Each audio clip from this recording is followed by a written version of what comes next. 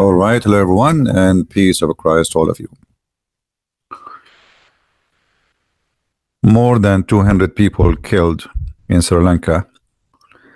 And if you open your TV station, they spoke about it as if there is 200 chickens, they die. It did not even take long, the same as the weather news.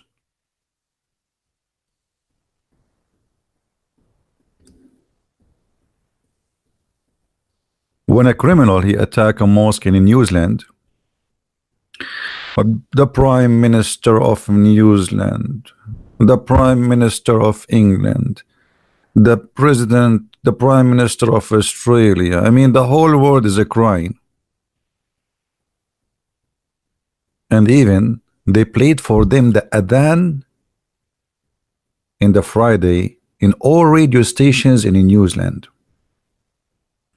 Not a single Islamic TV station is sorry for what happened in Sri Lanka. Are they going to play our Bible for the Easter in Islamic countries to show their support? They will not dare to do so.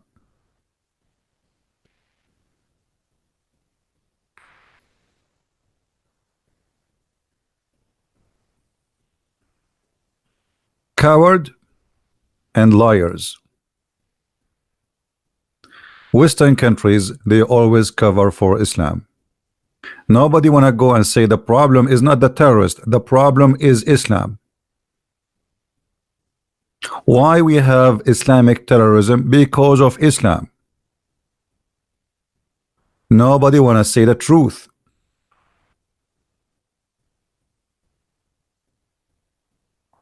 And there's many liars around us.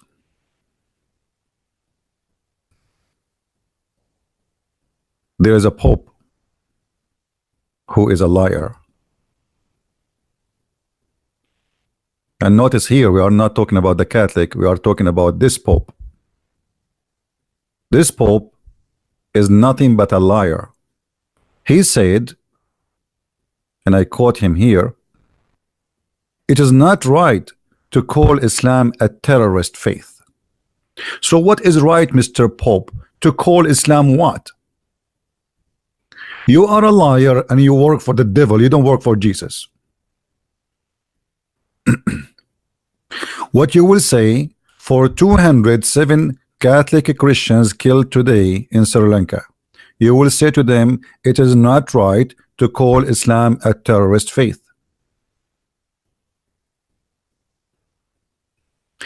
There's a Pope was before him. He was honest man. And he said, and I quote, show me just what Muhammad brought that was in you, and there is you, and there you will find things only evil and inhuman, such as his command to spread by the sword the faith he preached. So here we're showing you two Pope. One, he is saying the truth, and the other one, he is a hypocrite.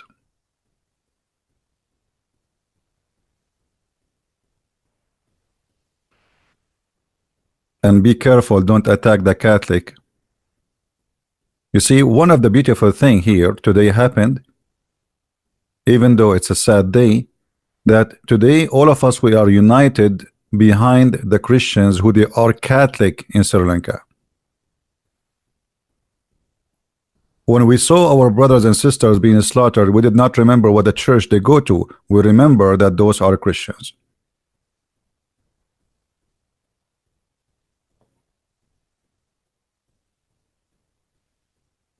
And not only we have liars between the Catholic Church leaders, we have liars between the Protestant leaders. Like this certified liar, his name is Muhammad James White. This person, he will not hesitate to defend Islam in every way he can. A Christian who says, yes, that is Islam as a whole, is lying. The one who say Islam is ISIS as a whole is lying. This is what this guy who is from the Protestant church he said. So we have the Pope from the Catholic Church, certified liar. We have a Christian minister very well known, Dr. James White, who is a certified satanic liar. But we have many good men say the truth. This is a Catholic priest. He said that the one who defends Islam is betraying the truth.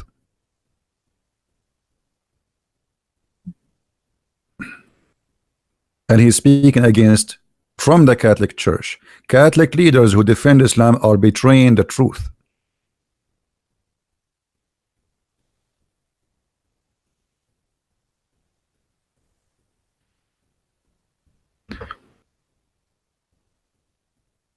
Catholic priest defend the Protestant pastor on a trial for calling Islam satanic. Imagine we live in a time where if you call Islamic satanic, you go to jail. Well, Islam is satanic and take me to jail.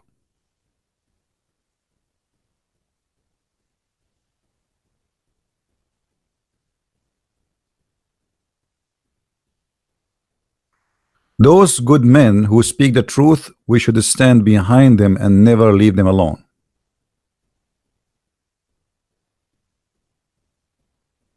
If Islam is satanic, why today and every day hundreds of people get killed? A British woman, she was killed in Nigeria. 3 others were kidnapped. Attack in Saudi Arabia. Attack in Sri Lanka. Attack in Syria. Attack in, I mean, name a place don't have an attack run by Allah business. We as a Christians, we should not tolerate saying the truth. Yes, we are peaceful. Yes, we are against hate. Yes, we are against violence, but we are against lies. So to be a Christian is not by just being peaceful person, is by being truthful.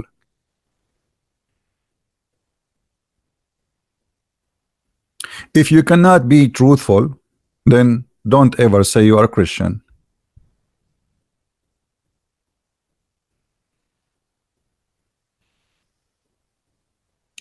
The title of our videos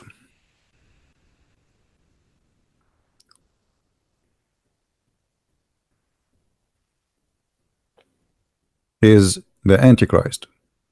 Is Islam as an Antichrist? There is no doubt that Islam is Antichrist, and the verse in the front of you. Who is the liar? Who is the liar?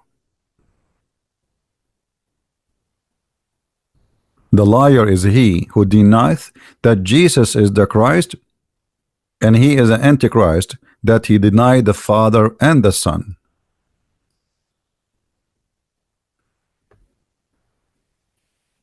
Why those filthy leaders who claim to be Christian don't go and say, well, Islam is an Antichrist and there's no question about that? You don't even dare to quote the Bible these days because you're a bunch of potatoes, politically correct people. Islam not only Antichrist, Islam anti-human, as the previous Pope he said. He said, show me one thing was a human about Muhammad. Killing, attacking, teaching hate, promising people virgins if they die for his sake.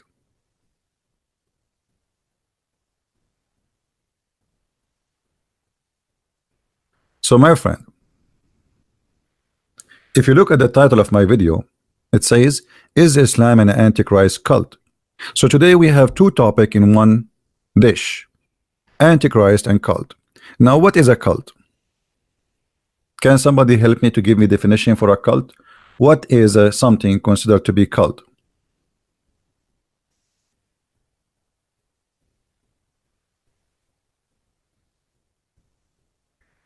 You will notice if you study cults,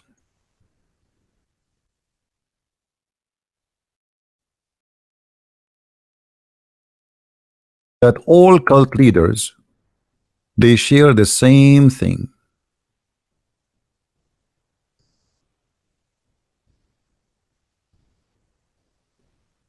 All of them. What they share? All of them, they like to have sex with their followers. All of them. Go and do your own study. You will not find not even a single one of them.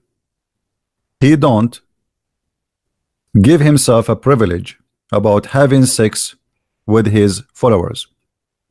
And this is exactly what Muhammad did. He made verses in the Quran saying, any Muslim woman, she want to give herself to the Prophet so he can if her. The Muslim says to marry her. Why a Muslim she want to give herself to the Prophet anyway? The man already have 13 wives. Why Allah need to make a verse says any woman she want to give herself? What is that for? What does have to do with God?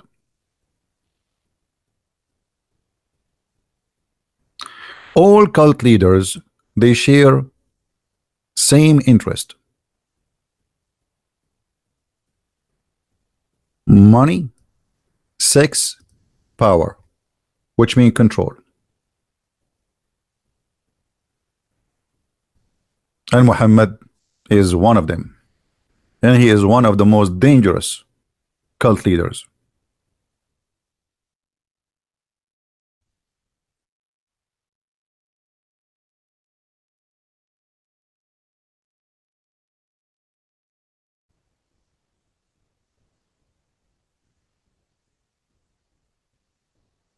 You do not need to be a genius to know that cult leaders, they don't serve God. They serve their pleasure. You don't have to be smart to know or educated to know that if somebody he claimed to be a prophet yet he want to sleep with your wife, obviously he is not a prophet.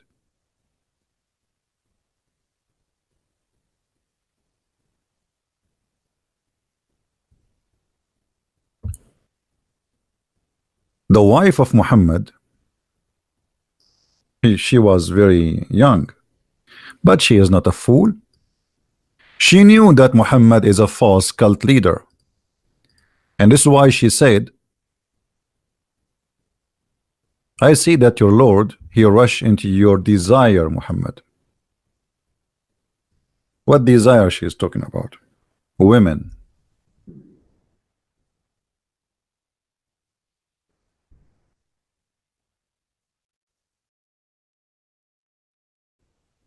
I felt jealous of women who offer themselves to Allah Messenger. I mean, women offering themselves to Allah Messenger. Now, imagine this, just for the sake of education. Imagine I am Muhammad, and now in my present there is many Muslim women are listening, and then I say, hey, who is the women, the good women who want to give themselves to me?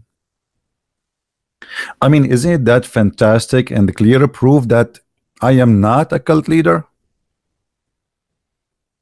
Women offering themselves to the Prophet for what and how and why?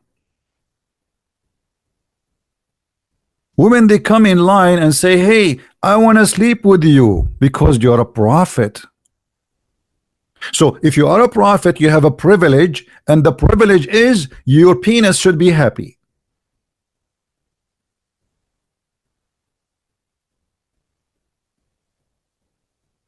Have you ever heard of such a stupid thing unless he is a cult leader? God in the 7 galaxy, 7 heaven 11, he is making a verses saying, hey Muhammad, I have a good news for you. Any Muslim woman she wanna sleep with you, she can offer herself. Okay, you do not need to do anything. She come to your door, she knock at your door, and she take off her panty. Are you happy now? Isn't this clear that Muhammad is a cult leader?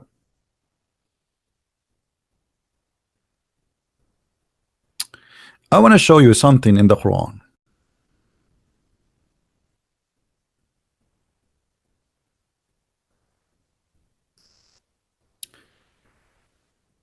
I mean the Yellow Pages book.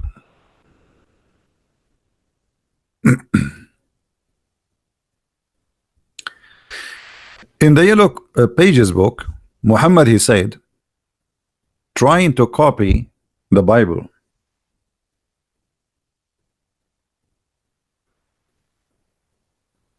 Follow those who ask you no wages.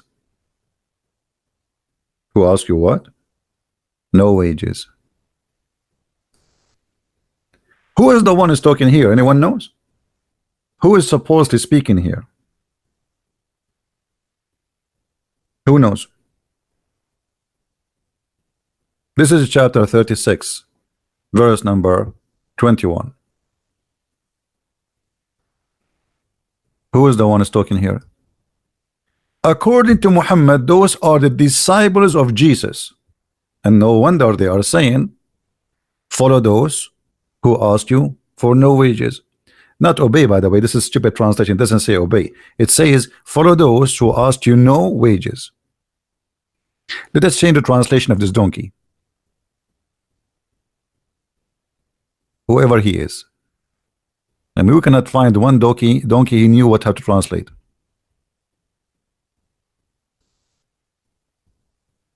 Obey. Here we go. We change the translation, the Quran changed.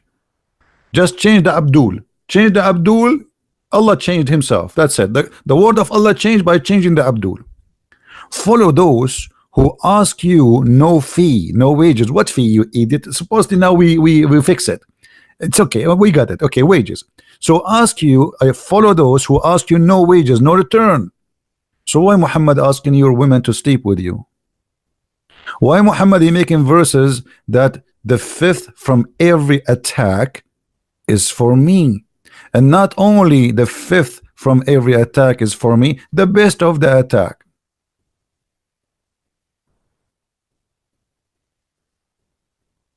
Cult leaders, all of them, they share the same thing. They love money and they love sex with your wife. In the interpretation of Al-Qurtubi, Ibn al-Arabi, he said, and one of the huge Islamic scholars, he said, one of the privilege of the Prophet that if he saw a woman, which means he like her husband must divorce her immediately so the Prophet can F her.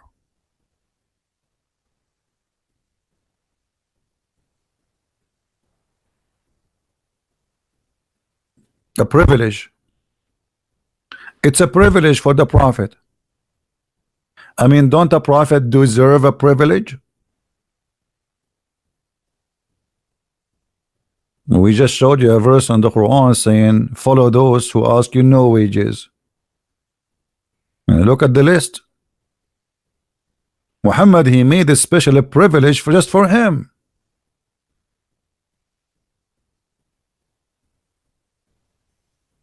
And this is only for thee. Privilege for thee.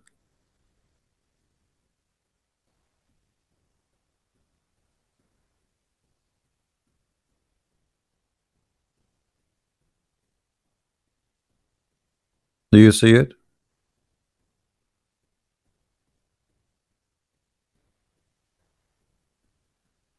Privilege. A prophet, he have a privilege, and the privilege given to him by God about his penis. His holy penis, sorry. It must be a holy penis.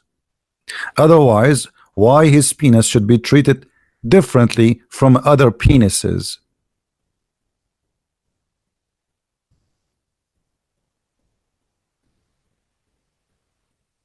We have a Muslim saying, CP, don't lie. Why I'm lying? The verse in the front of you. I mean, look at the Abdul. I showed them the verse. I showed them the reference. We are reading the word. It says a privilege for you only. And he says to me, don't lie. Can you believe it? a sexual privilege for the penis of Muhammad?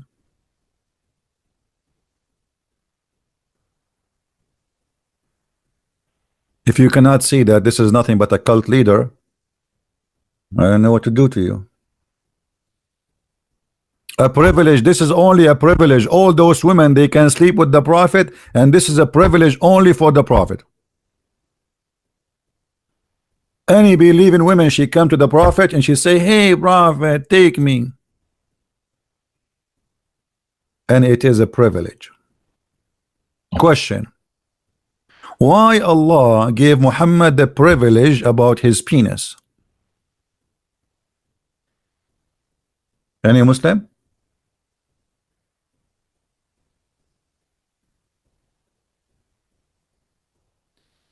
Allah tell freedom to marry carefully, a woman's choice, but you misunderstand. Look at this donkey. Sorry, I take the word donkey back, because donkeys, they might be insulted by calling you a donkey. Was Aisha married to the prophet by the freedom? She is 6 years old.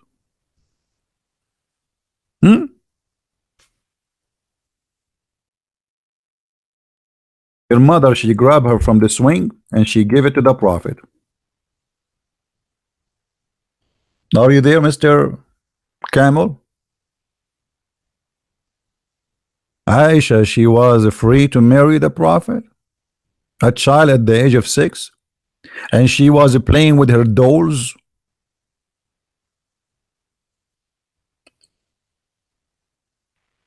Hello?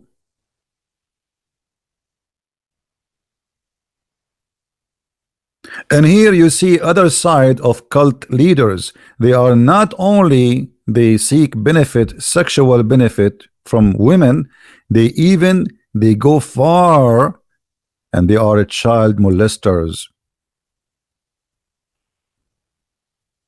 What is the interest of a man at the age of 54 with a girl at the age of 6? What he saw in her? He fell in love?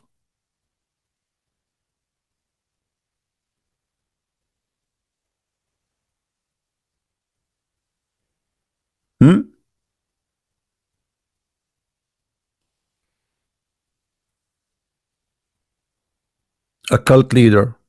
This is just a behavior of a cult leader. This guy, he should be busy praying to God, and he want to spread his religion, blah blah blah. But no, he want to have a sex with a child. She is 6 years old. And not only that, Muhammad, he invited all the Muslims not to marry a woman, but to have sex with the children, as we see here in the story.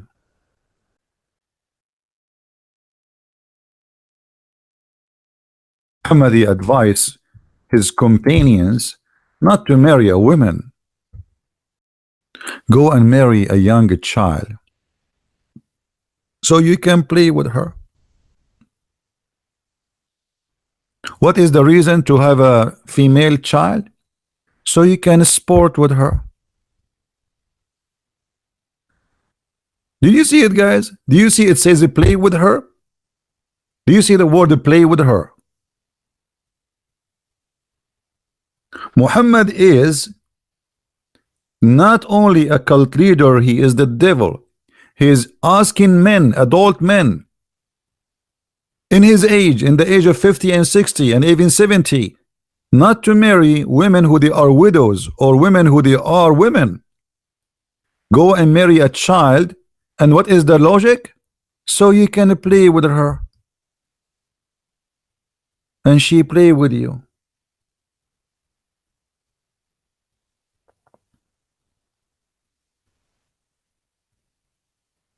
This is a prophet of God? Is that the reason to marry somebody? And how we can marry a child? So we marry a child, and the purpose is so we can have fun and we play with her. So the child is a sex toy by the cult leader of Allah.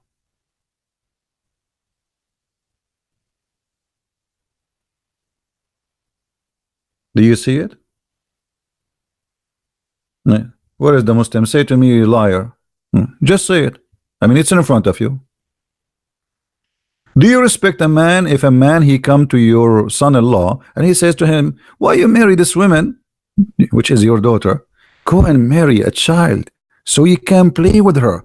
I mean, look at this filthy devilish man. What's your business? The man is happy to marry that woman. Why you want him to leave his wife so he can get a child? And what is the wisdom?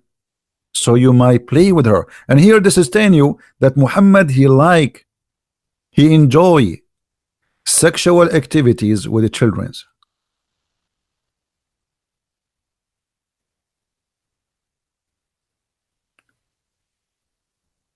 What else prove to us that Muhammad is a cult leader? Additional to false prophecies, we have tons of them. Additional to scientific errors in the Quran, additional to history errors, additional to all the garbage in the Quran. What else? Well, name for me one thing about him is not making him a cult leader.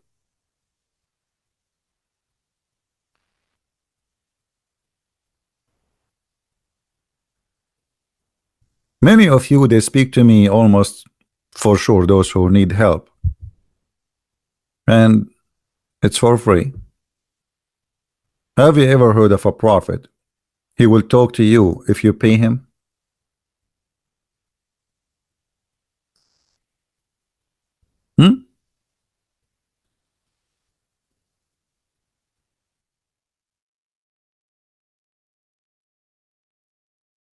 If you want to meet with the prophet in private, you have to pay Dr. Muhammad. Nothing for free. I mean, not even God. You want to speak to the prophet and you think you can do it for free? Are you an idiot? Before you meet the prophet, and supposedly the one is talking is who? Allah. It's not Muhammad who want the money. Like, come on. And by the way, the Muslim, they say to us, do you know that the prophet, when he died, he borrow he borrow money from a Jewish guy next door. When Muhammad died, he killed all the Jews and he stole all their money. I want the Muslim to show me the reference, by the way, for this fake story, so we can love together.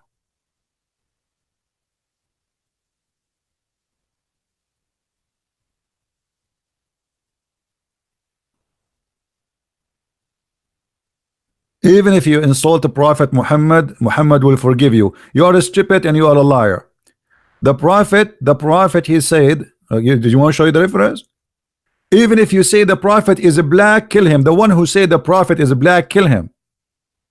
Not saying him he's a liar, saying he's black. Just for saying a black, he should be killed. So you are a liar and you are a deceiver. The Prophet, and who is the Prophet to forgive me? Who is he? Is Allah? Is he your God? Secondly, where do you get this from? Can you show me the reference where it says that the Prophet, he forgave those who insulted him? Isn't it your Prophet, he says kill them wherever you find them? Isn't it your Prophet, he says fight the Christians and the Jews and kill them? Either they pay the jizya or they die. Why you lie? Is this your Quran or my Quran?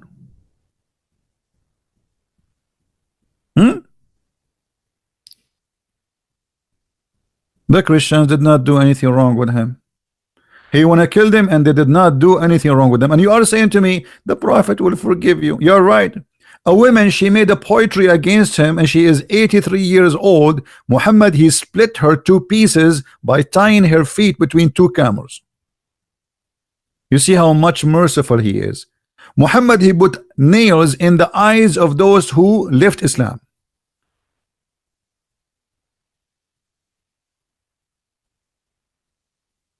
Do you see how they play they are sheep, you know, like in the sheep.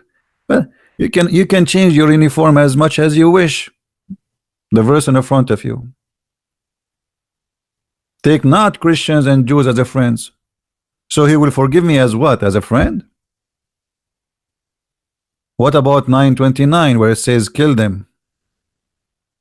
What about your prophet saying, if you see a Christian in the road, humiliate him, spit in his face, force him to walk in the sewage?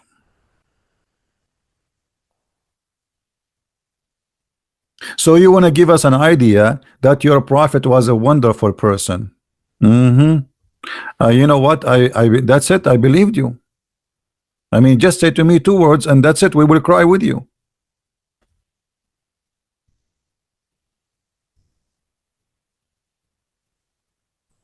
Is that your prophet saying this?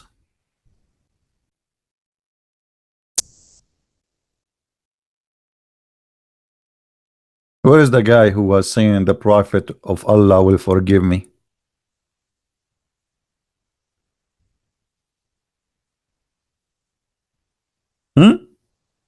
This is the ethic of Muhammad. Christians who did not insult him, they did not do anything just because they are Christians. He's saying to his followers, if you see a Christian or a Jew in the street, spit in his face and force him to walk in the sewage. Am I lying?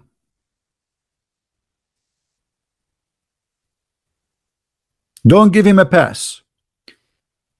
If Muhammad right now is living in New York and he control New York, you Christian, you have to walk in the sewage, because Muslims only can walk in the top of the street. Am I lying?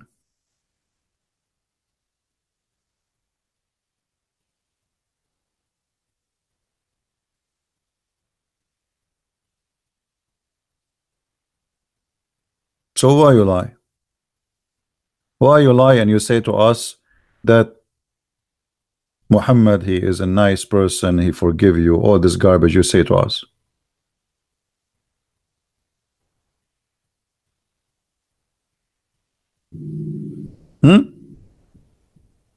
Maybe you think we are a bunch of fool,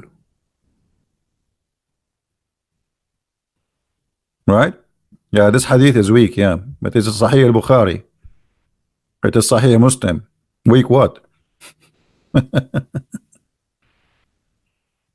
And this is Quran, by the way.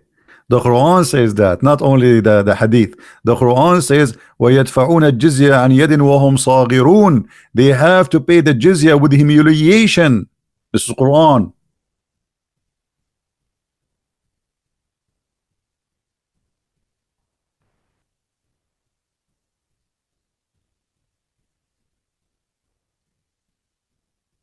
Do we have any Muslim want to say something?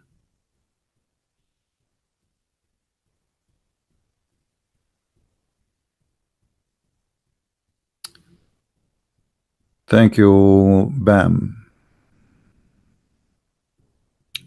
Well, you see, before you go and speak to anyone, you have to learn. You know, the funny thing is, we some of us as a Christians, we want to talk about a topic, but we do not know the topic yet. You know what I mean?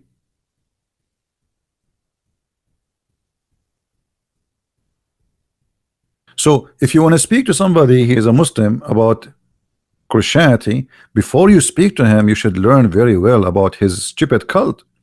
Otherwise, he himself, he might be able to fool you. It's like going to an area infected by Ebola, and yet you think you are immune. The immunity will happen if you have a full understanding of the devil plan. How the devil come to you. The devil, he changed his uniforms. The Lord, he says, be vigilant. Be aware of false prophets who come to you in the clothes of a sheep, but they are wolves. So you have to learn about the false prophet, about them, who they are, how you can expose them, before you start teaching somebody about who is the good and who is the bad.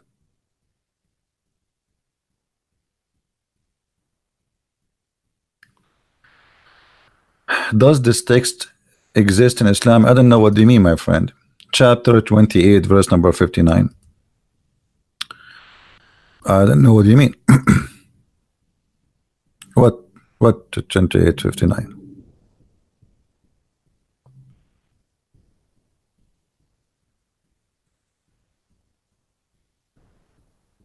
What do you want?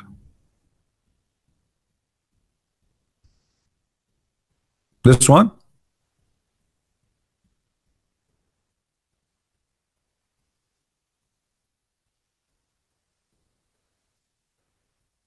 This one? I don't know what you mean. Okay, what about it? I mean, where is the question? Guys, if you want to ask me something, ask me a question. I mean, this text, I don't know what is that. Where is the question? How I can answer you?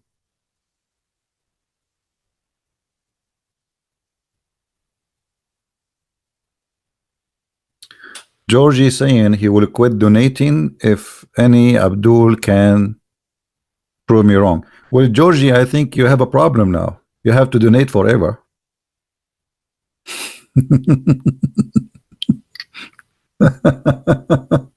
You should make it the opposite way. So what the question, guys? What is the gentleman who asked me a question about this verse? I don't know. What do you want?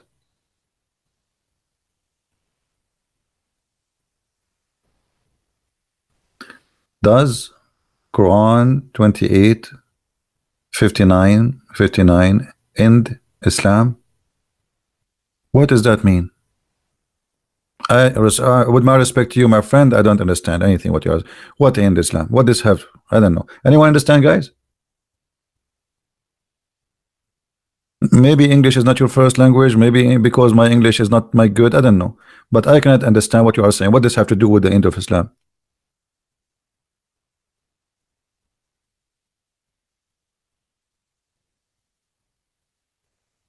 I apologize. I cannot. That mean the end of jihad? No, no, no, no, my friend, my friend. All what the verse is saying that Allah will not destroy people unless He send them a warner first. So He send a warner first, and then He destroy the people. But this is very stupid. Anyone know why? Anyone knows why?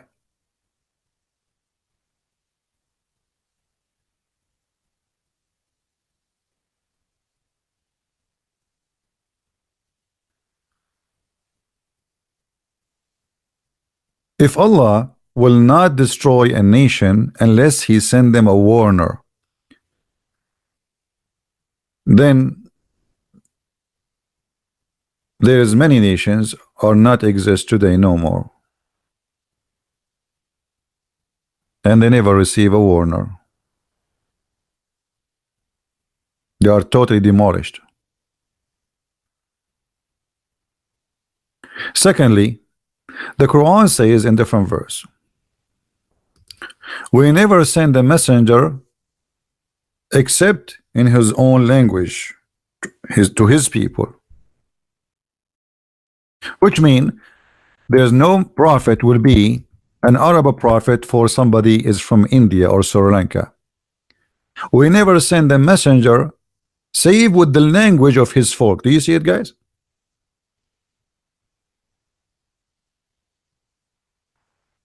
So if the Muslim they want to say to us that Allah He sent the warner, his name is Muhammad for all mankind, that is a total contradiction for the verse in the front of us. Why I don't show my face? Are you interested in dating men, Yunus?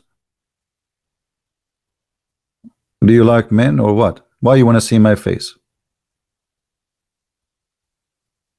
What is your interest? Do you like men or something?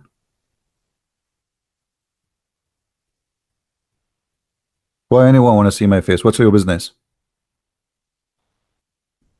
And maybe I look bad. What's your business? I mean, people are really silly. So if I show you my face now, you will stay watching? Trust me, you will leave. You will say, oh no, I'm not going to stay here. Look at this guy, how he look like. I go in the bus, everybody leave. I go in the airplane, everybody jump from the windows. What's your business? Anyway, and this is why I'm still single. Did you ask yourself why I'm still single? Last time I asked a woman to marry me, she said, why? There's no men left? I mean, come on, why you want to hurt my feeling now? Let me get a tissue. I want to cry. Okay, we go back to the topic. So we never send a messenger save with the language of his folk. So he have to be from the folk, and he have to speak the language of the folk to his folk. Was Muhammad from Sri Lanka? Was Muhammad from India? Was Muhammad from Pakistan?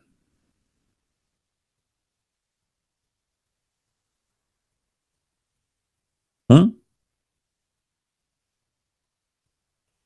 The Quran is a stupid book.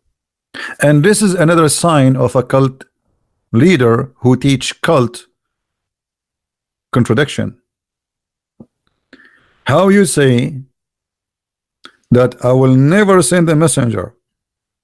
Never. That's it. The verse in front of you. This is not my statement. This is Muhammad speaking.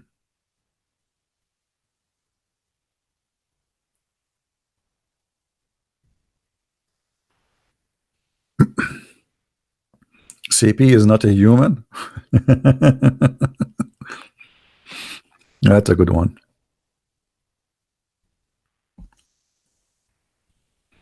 Any Muslim have an answer? It's in front of you.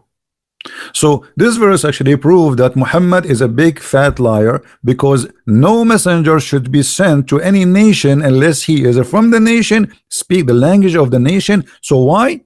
The Quran explained. So you might understand. So it will be clear for them.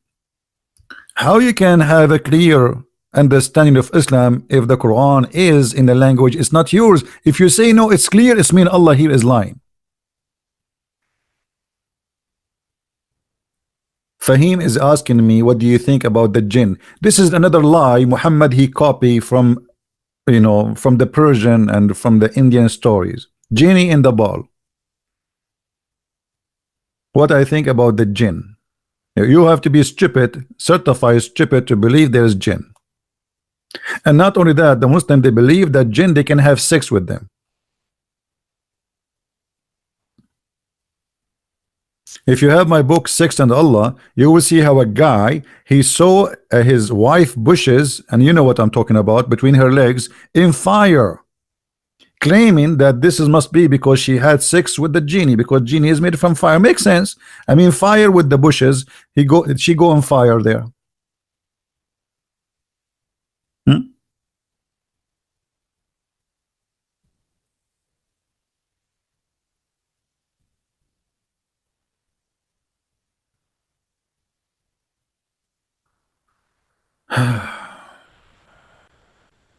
Any Abdul have anything to say? Where Muhammad he got the name Iblis? Very the answer is very good. I mean, the question is very good. Just go right now in Google, type the word Iblis, and you will find that this is a proof again that Muhammad is a false prophet.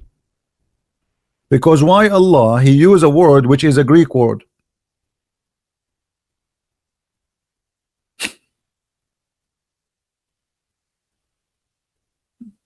Like you see, if the Quran written by Muhammad and he is using the language which people they use, I will say, okay, well, you know what? He don't have a name for him. But this is supposedly the God who is, you know, the founder of the earth. Why he do not know the name of Shaitan? So he called him Iblis.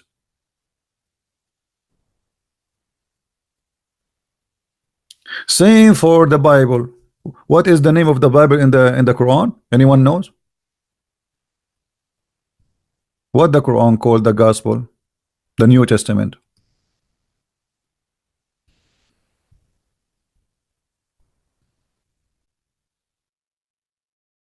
Injil. All the verses in the Quran speak about a book. It's called Injil. Okay, where you got the word Injil from?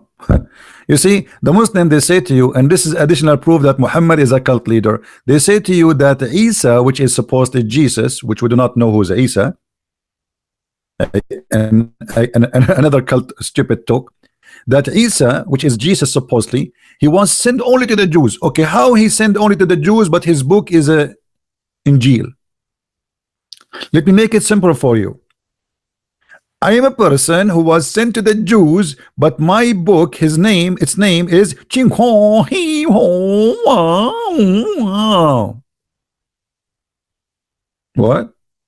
Don't ask me to repeat again, by the way, I cannot. So he is a messenger to the Jews, but his book, the name of his book is a Greek.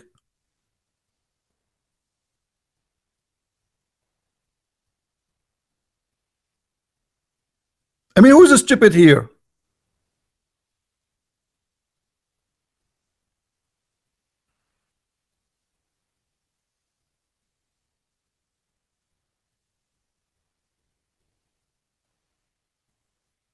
Any Abdul?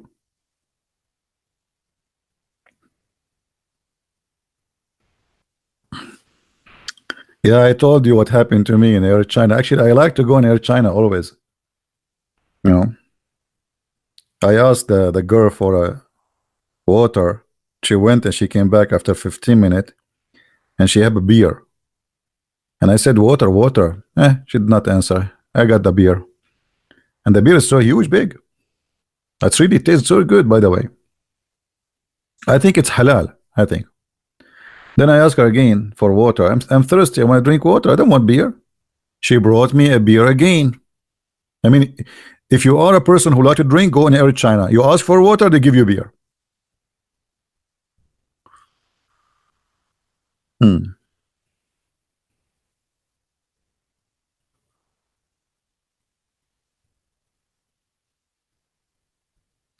Be nice, guys, with your text, please. And feel sorry for the Muslims. Don't be harsh on them. You are not allowed to drink alcohol. So why your prophet, he was teaching you how to make alcohol? And why the Quran says that alcohol is a miracle of Allah? You don't like to drink the miracle of Allah?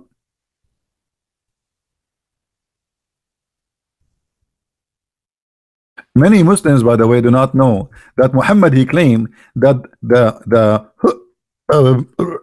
when you get drunk, it's a miracle from Allah. Do you believe it? Here we go. Chapter 16, verse number 67.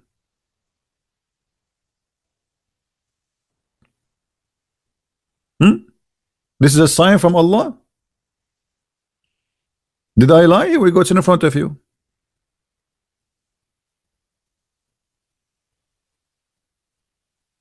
In this, indeed, this is a sign for people who have wisdom.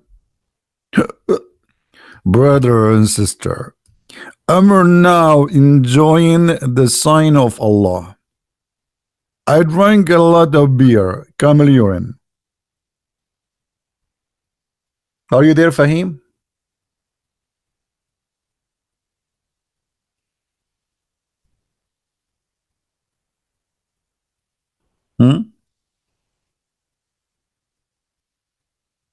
Thank you, John. Thank you all those who support. I really appreciate you. God bless.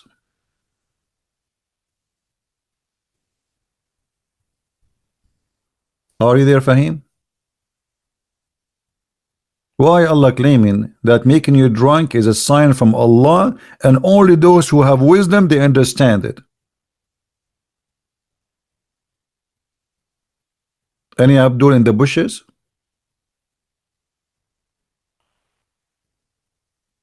And by the way, I don't really drink. I mean, I have a bottle of wine, and I know now it's already almost 2 years I have it here.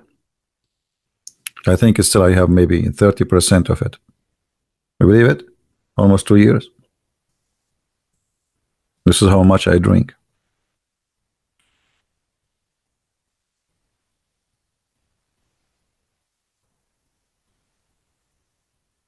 Any Muslim have any comment? Getting drunk is a sign from Allah. Muhammad claiming that getting drunk is a miracle of Allah. Okay. And you people, you say Muhammad have no miracles?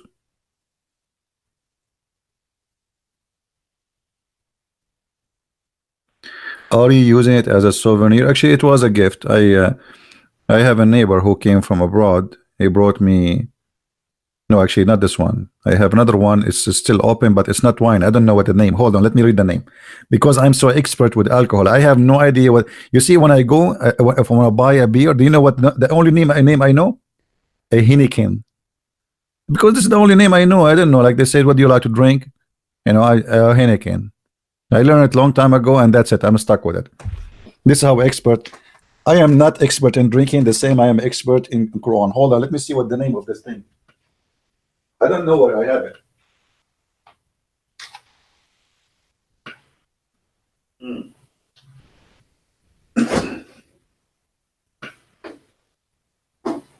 Oh, you know what?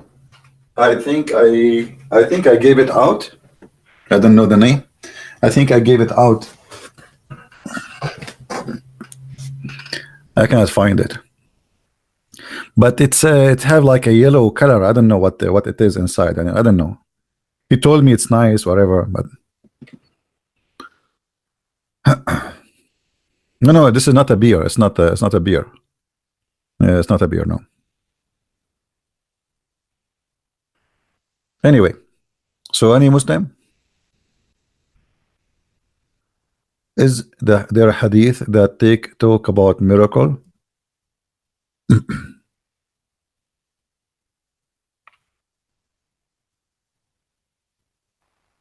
Well, you know, there's many stupid statements, stories they come with, but nobody can come to us with any authentic source of even their lies.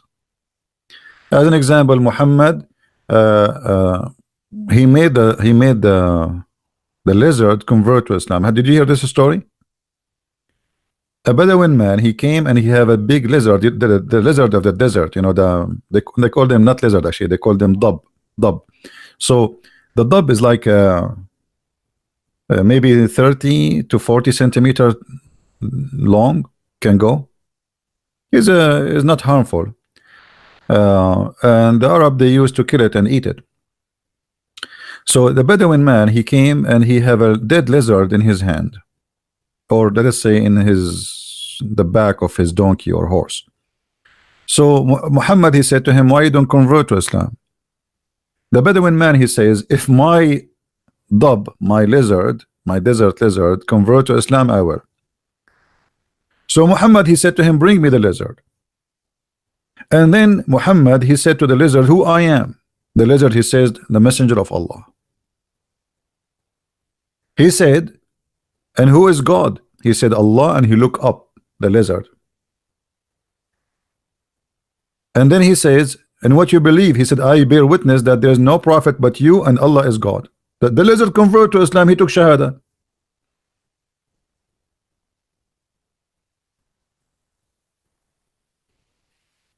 No comment.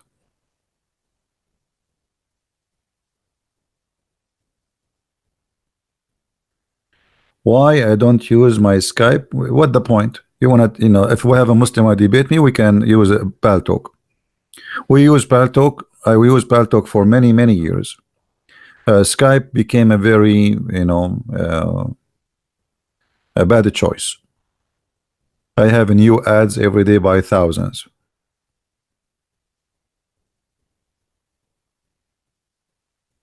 Well, you will not find this in any English book. This is all Arabic, and Muslim will not translate those things.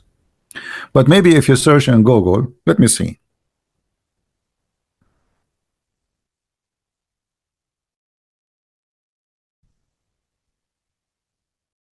Maybe we can find a Muslim article translating the story.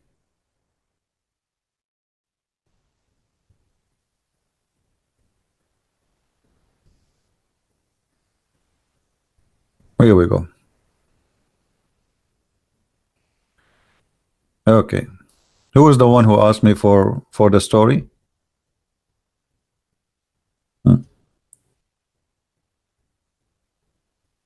But those are just like, you know, fabricated stories by the Abdul. And even the Abduls themselves, most of them, they don't really take them seriously. But anyway, this is a translation of the story. I think it's by Abdul or something like that. All right. The day the dead lizard Dub spoke to Prophet Muhammad. One day, a Bedouin Arab, after hunting a dub, which is you know, as you see, actually the dub look a little bit different from what he saw on the screen, was in his way back home to his village when he passed the Prophet, who was gathered with his companion. The Bedouin approached him and asked in this approving manner, "Who are you all gathered around? The man that claims himself to be a prophet?" He came closer to the Prophet and said to him, "You Muhammad, no woman has ever given birth to a bigger liar than you. If it was not that my people would call me what hasty, I would have killed you immediately, and pleased everyone that who object you."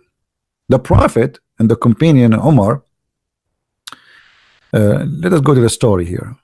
Okay, the Bedouin came closer and drew from his sleeve, or his sleeve. Sleeve is like, it's not his sleeve of his arm, no, like you know, where he put you store stuff in your donkey or your horse, and a lizard he had hunted earlier with a totally battling manner, which means the lizard is totally dead. The Prophet swore upon his man-made idols that he would not believe in this prophet until the lizard believed first. The one who asked me the question, are you there? The one who asked me about the story. Anyway, then the lizard, he spoke to the Prophet, as you see. Here, Muhammad, he said to the lizard, when he spoke to him, immediately the lizard emerged from the dead. That's it, he came alive. By the will of Allah, the Exalted, and spoke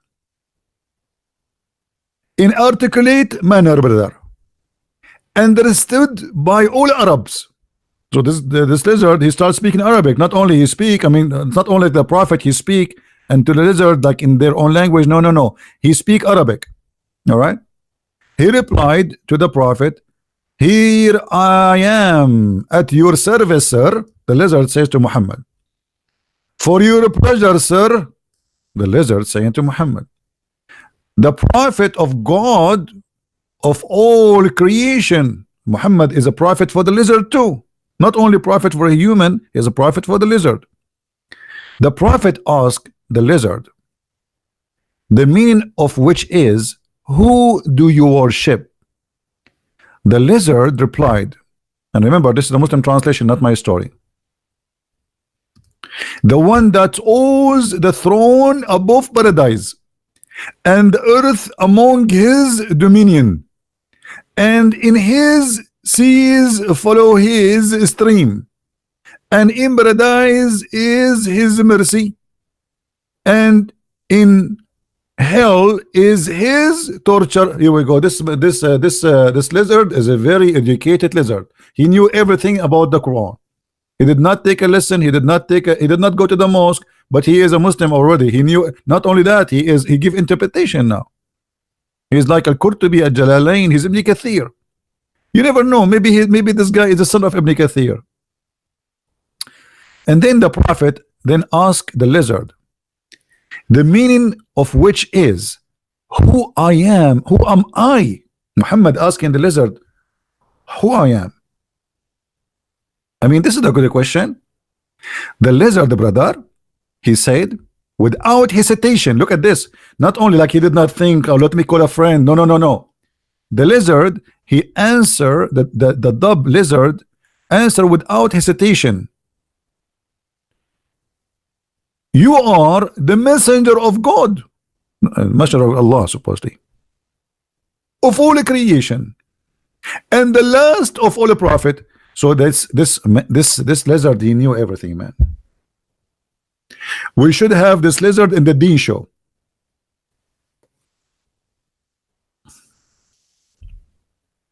But now, if we search for the reference for these stories, we will find that all of them, they are stupid and they are not exist.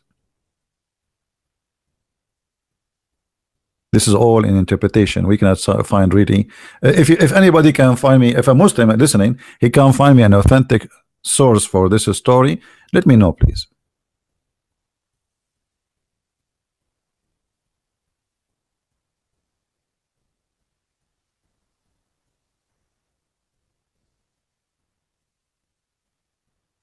You know, I remember once I saw a lizard. I look at him, he look at me.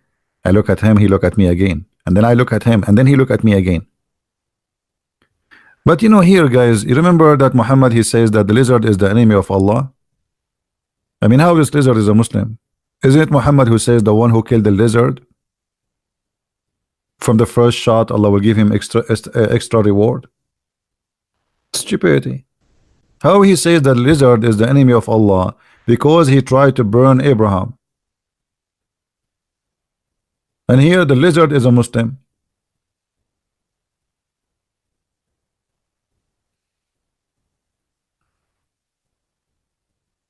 Arabian Prophet, there is a hadith in your book about not marrying and breeding with the black people because it damaged the race. Is it Shia or Sunni? Well, this is considered by both, actually, because you see most of the hadith is collected about Ali is collected by the Shia, but this one, as I believe, it is accurate by both. All right.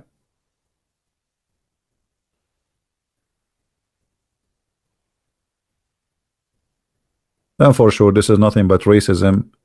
The Arab, and you know, we have to be honest. You know, the Arab people. I am an Arab, and you know, majority of us are very racist, extremely racist, and they are so proud. But about what, I have no idea. This is why I don't really associate with Arab people. Even Arab Christian, I don't like to go out with them.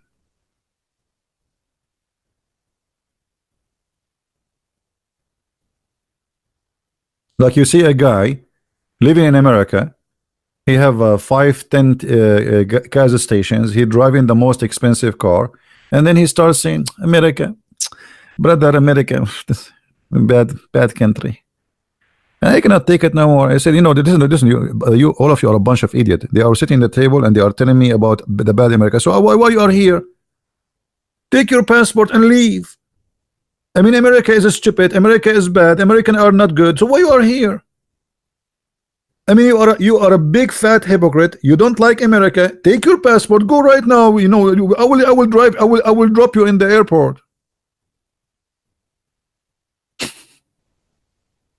You know what I mean? I cannot take it no more. That's why I don't associate with anyone. Hypocrites. You don't like America, and you die to come to America.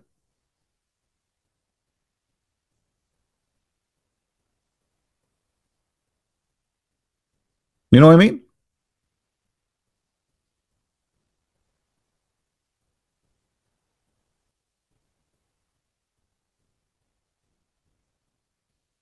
Take them now and kick them out of America. They will cry, please, please, get us back.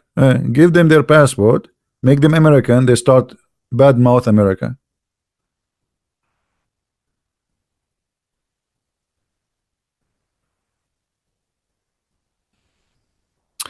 Anyway, we gave you a story about the lizard for the one who asked about it. If you don't love America, if you don't love any country you live in, I mean, who is forcing you to stay? You are an immigrant, and you come to a country, and yet you badmouth the country who gave you citizenship. They respected you. They give you a life. I mean, this is the big fat hypocrisy. Go to your paradise. Go where you came from. Leave this country for the country of those the people of the country. And by the way, you as a Christian, when you go and live in a country, you have a duty to love the country, because you have a duty to love people who they are around you. How you cannot love? It's a gift from God. God, he gave you a home. God, he gave you a shelter. How you can badmouth those who give you a shelter?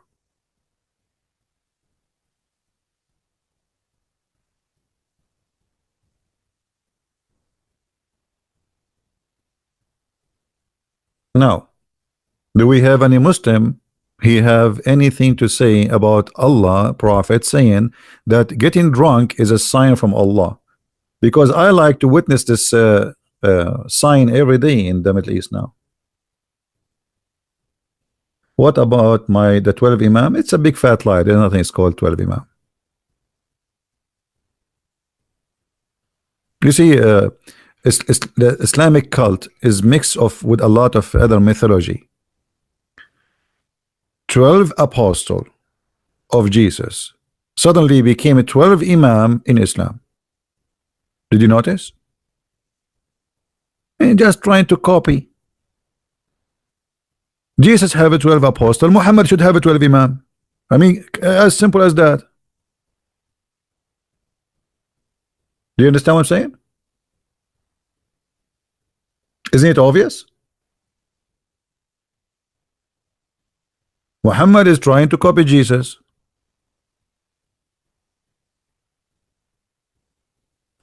You see, the problem is, you know, since I was in school, I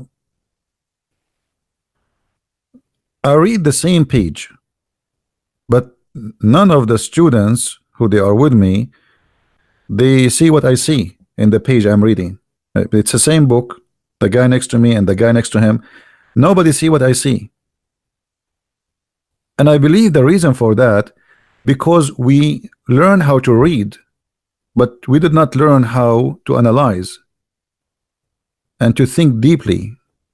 So we read, we hear information, and we take it, and okay, but ask yourself, I mean, what 12 Imam? Why Muhammad need 12 Imam? If he's the last prophet anyway, who need the Imam anyway? And what those Imam will do? Imam Mahdi is another fat lie. You see,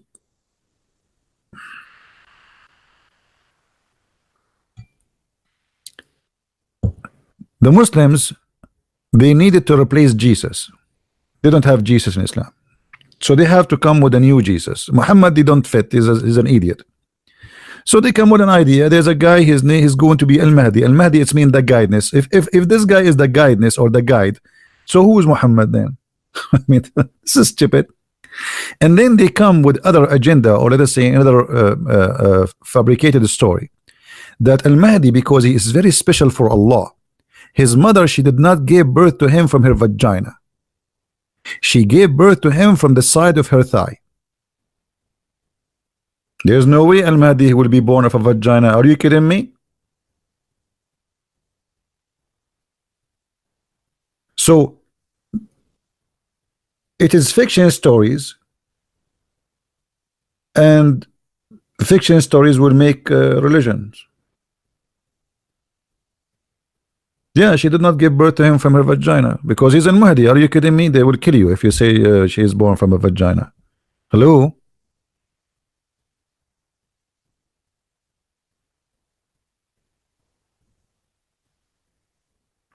And then they say to you that Al-Mahdi disappear. He took the Quran with him and he gone. And the real Quran will come when the Mahdi come back. All what happened, that this guy who claimed to be Al-Mahdi, he is supposed to descendant from Ali, he was killed by the Caliphate. The Caliphate took him, make him shish kebab as the embassy of Saudi Arabia, and nobody saw him after that. Then they spread the news that Al-Mahdi is gone. God took him. And until now, the Abdul are waiting.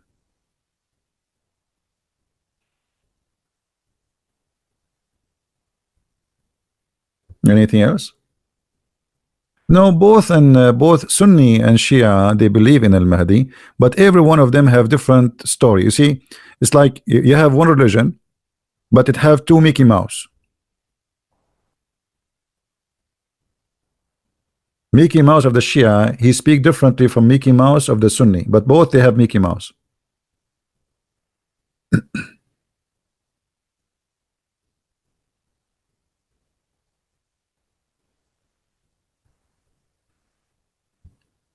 Anything else? So if there is any Muslim here want to prove me wrong that Allah and Islam is nothing but a cult? It's a fabricated cult. What kind of religion says that being drunk is a sign from Allah? Thank you, Marijana. Happy Easter. I'm saying your name correctly? You guys, why you make your name difficult for me to read? I am illiterate, and then you give me a name it's hard to read. By the way, as long I'm illiterate, I'm thinking to claim to be a prophet. I think this will be very profitable. What do you think?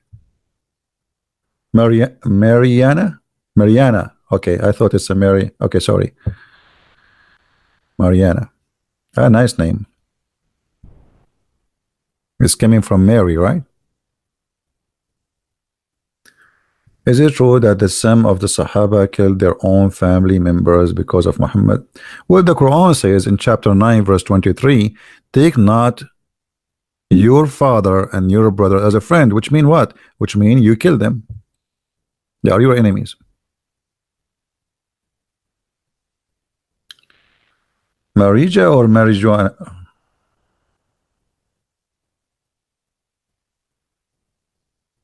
Marijuana? The name? I thought it's Mariana.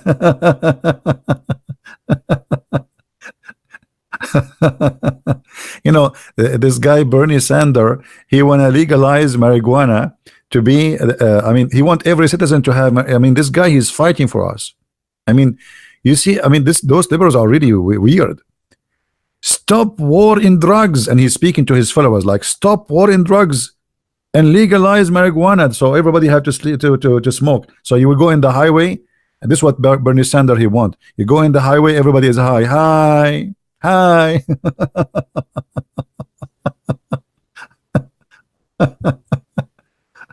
Oh boy, stupid Bernie Sanders. I mean, where those guys coming from? Don't we have enough donkeys in this world? Why Muhammad like Toop a killer? I don't know. What do you mean? What Toop a killer? Sorry, I did not understand.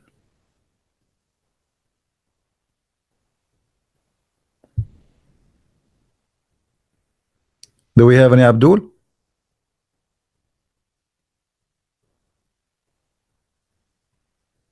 Yesterday it was a marijuana day in Canada. Are you serious? Unbelievable. I mean, what is the future for our children's with the stupidity of the left? Happy Easter, my friend in Indonesia.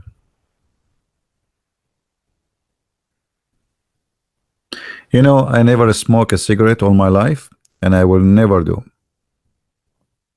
All my life.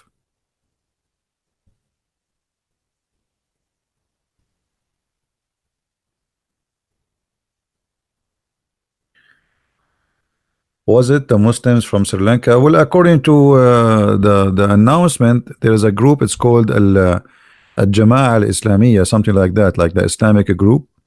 They are the one who is behind this. Isn't it obvious? I mean, those are suicide bomber. It's going to be who?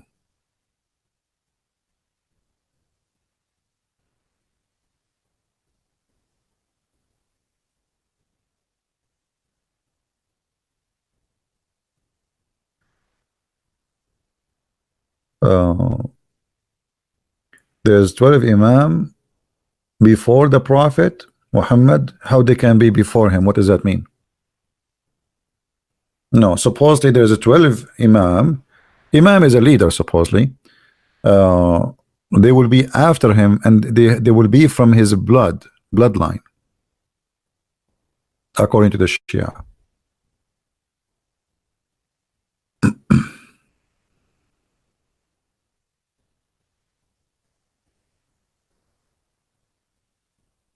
Anything? Any Muslim have a question for us? Can you talk about Muhammad killing innocent people? Will you go and open the news? He just did today, 207 people. One of those terrorists, he go in the buffet, two buffet. Imagine buffet. You cannot even go for a buffet these days. You go to a buffet, you might die. They go in the buffet and they line and they have a dish in his hand. And when the buffet gets so busy, he explode himself. And supposedly now Allah is happy. Allah is very happy. It's a blood day. He's thirsty. Dracula.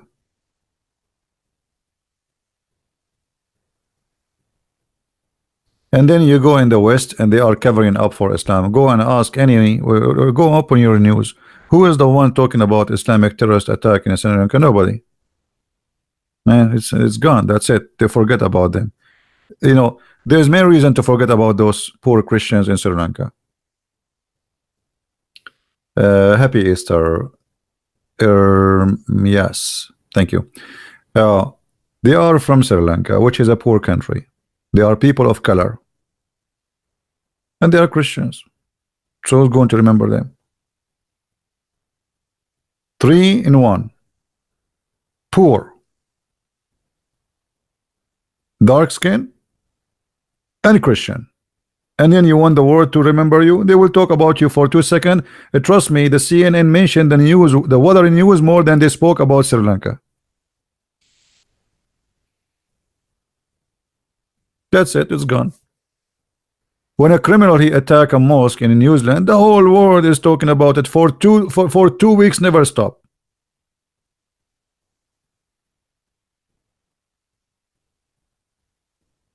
Go to your news, see how much they are talking about it. They might talk about it now more because there is some Western are killed in the hotel. There are Westerns now, and this is more interesting for the media. Some Western are there is some rich people get killed, but the poor Sri Lankan, who care for them, right?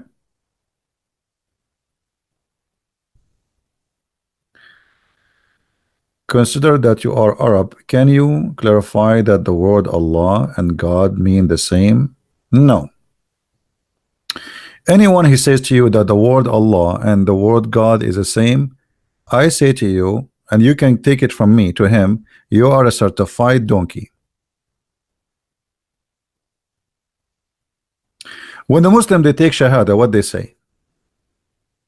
Do they say there is no Allah but Allah? Have you ever seen a Muslim saying there is no Allah but Allah?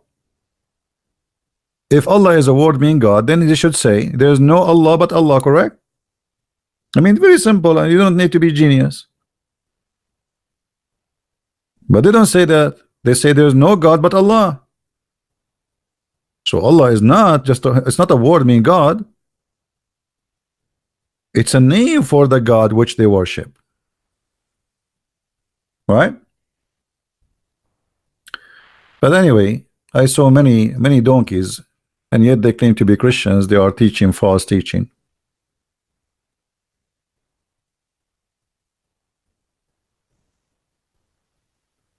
When my Quran translation will be ready? When I stop making live broadcast. Because I'm not really doing good. You know, this is taking a lot of time from me. And by the way, once a Christian, he sent me a long email. He says, Christian Prince, I really like what you do, but why you keep saying like the word donkey? Stupid. And you know, like he's been nice, but he is giving me advice that this is not really too much Christian. Guys, what Jesus said to the hypocrite Jews, anyone remember? You're the son of what? Anyone remember?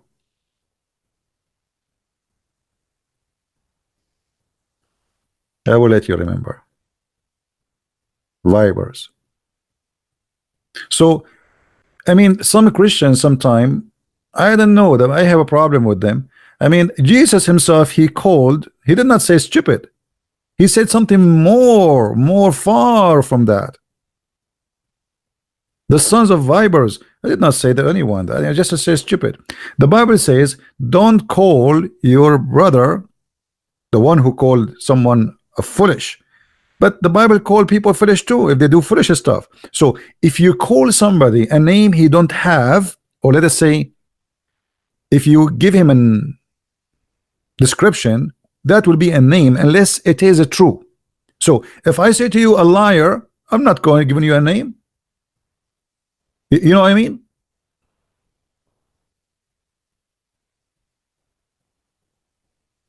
If I say to somebody, when you don't worship Jesus, you are being a fool. This is what the whole Bible teaching, that the foolish man, he knew where to go. And he go after the devil. The wise man, the whole Bible is speaking about who? About the foolish man and the wise man. So when the Bible says don't call somebody foolish or stupid, talking about somebody, he's not being stupid. Because stupidity here is about following the wrong Lord. Do you understand me?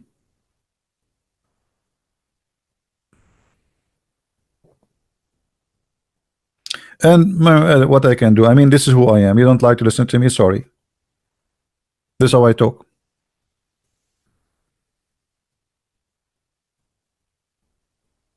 Once I was what's Cindy saying?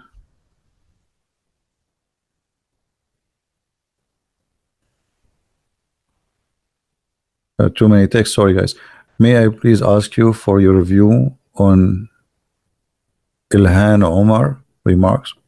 I don't know. I don't want to go for this stories. You know, you American, you vote for them and then you complain about them. Enjoy it. You know what I mean? I mean, if you did not put it here, there, I'm not saying you. I'm saying the American who voted for this. Okay, this is what you get. Thank you very much.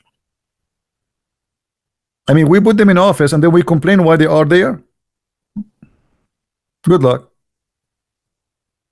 No comments. Now,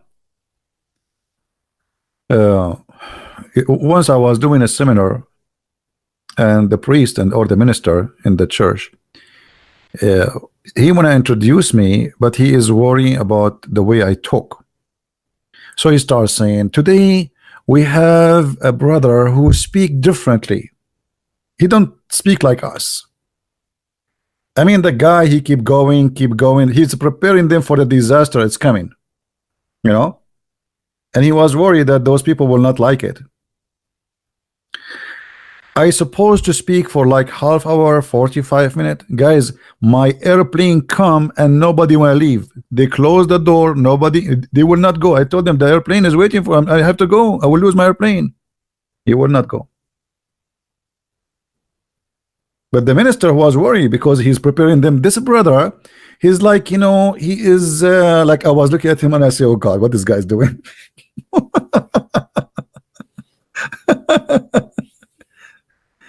You know, he want to tell them that he is not going to speak like us, and this is true. I don't speak like them.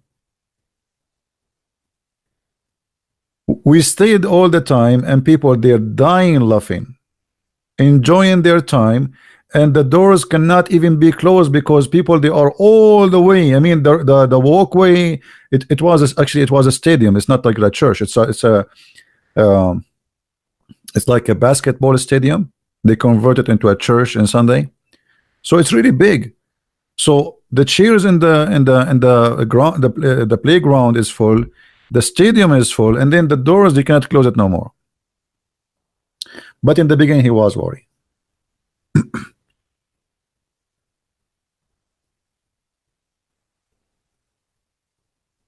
Our pastor tried getting back today from our church trip to Haiti. Missed boarding by 1 minute. Got stuck in ATL. I don't know what ATL mean. What ATL mean? Um,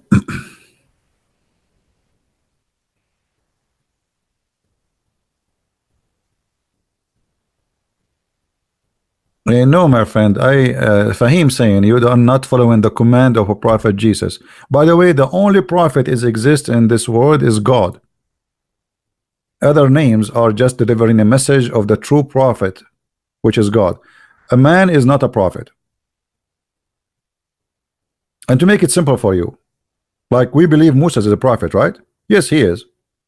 But he is a prophet prophesying for God. The true prophet is, the real prophet is God, who tell us about the prophecies. The man is just deliver the message. But we call him a prophet. Secondly, if I don't love you, Fahim, as God order me, I will not be talking to you right now.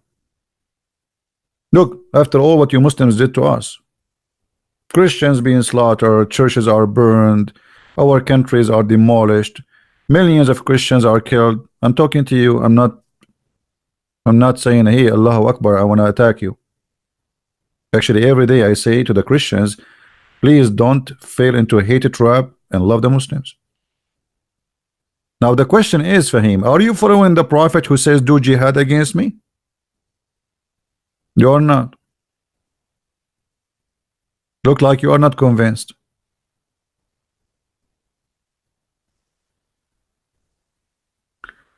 Allahu Akbar mean, okay, there is many theories about Allahu Akbar. Let us try to explain Allahu Akbar. Now, some false, ignorant people, they might say to you, as usual, different explanation. I'm trying to find a space to write in it. Space. Okay, hold on.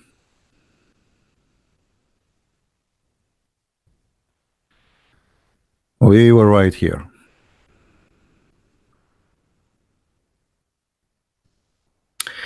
In Arabic, the word Akbar has many meaning.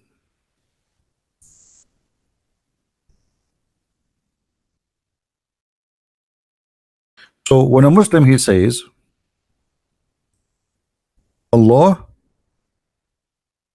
you notice he pronounced something. He say Hu Akbar, correct? Hu Akbar. But when they say it, but they don't write it. Hu Akbar. Allahu Akbar.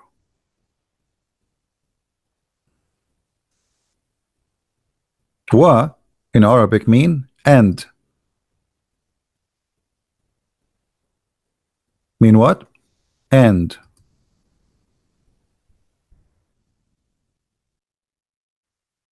Now we have a better idea about Allah and Akbar.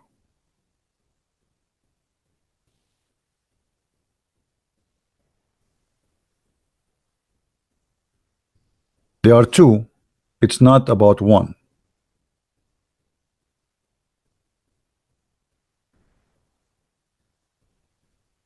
Akbar,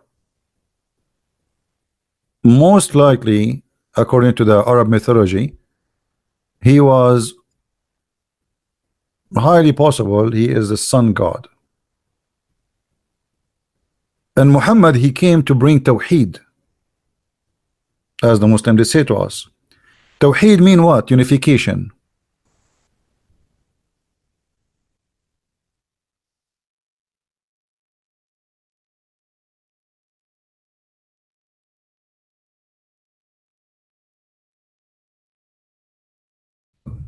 Type in Arabic, it comes in English.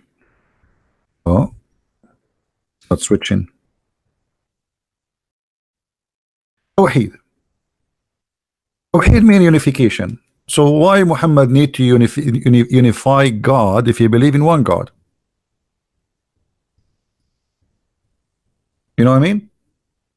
If you ask a Muslim what Tawheed mean, he says to you the oneness of God. That's a lie. Tawheed does not mean the oneness of God. Tawheed mean unification. The same as you say United States of America.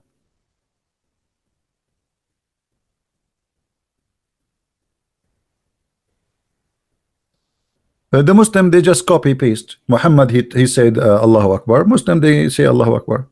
Muhammad, he said to them Allahu Akbar. Say Allahu Akbar when you attack the enemy, because that will install terror in their heart. So Allahu Akbar became a sign of a terrorism. So when you hear somebody scream Allahu Akbar, you will be scared, because simply it's a terrorist, obviously. So they try to intimidate you by Allahu Akbar. However, ISIS were screaming Allahu Akbar day and night in Syria, and they've been humiliated. And Allah Akbar, neither Allah Asghar, the small, did not help them. All right.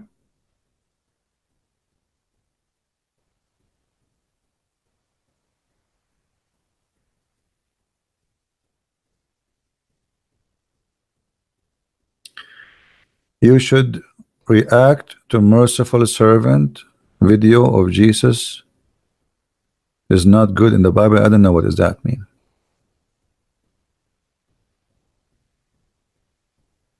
Most of the war were defensive. What war? What war was defensive? Guys, if you want to make a question for me, make a statement so I can understand. I mean, put a name there, make it a full comment. Otherwise, I have like read 2 words from you and then I have to follow.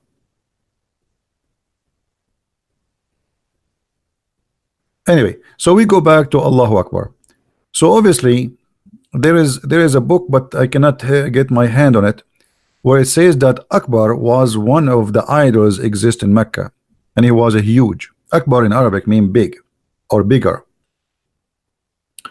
So what Muhammad he did, there's people who worship Allah and there's people who worship Akbar. So let us make Allah Akbar one God, unify gods, as simple as that.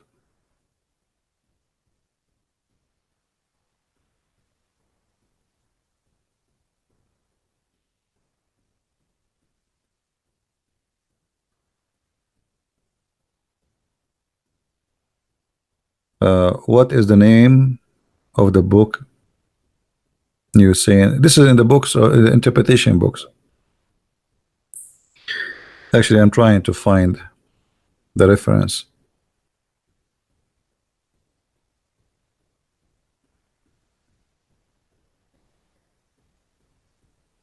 Anyway, some people, they might say to you that Allah Akbar mean God is a great. That is a lie. And let us show some proofs. Did I say to you that Akbar is most likely the sun god?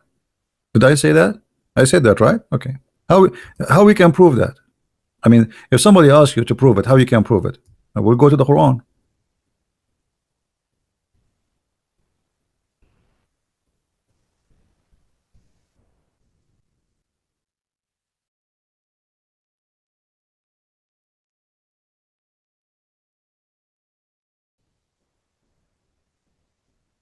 In the Quran, supposedly there's a story about Abraham. When Abraham he saw the sun, he said, "Hada Rabbi, Hada Akbar." Do you see the word Akbar? Thank you, Eva. Happy Easter. Guys, do you see the word Akbar?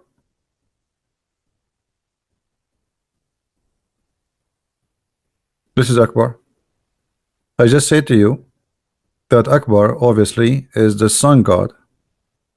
Abraham, according to the Quran, he worshipped the moon, the stars, and the sun. So when he saw the sun, he said, "This is my God, this is Akbar."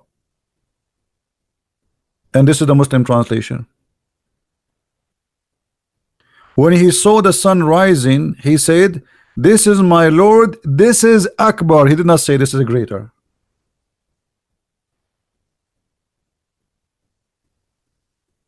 So do we have a proof that Akbar is you see, Abraham, he did not say Akbar when he spoke about the moon. He did not say Akbar when he spoke about the star. He said this is Akbar when he spoke about the sun.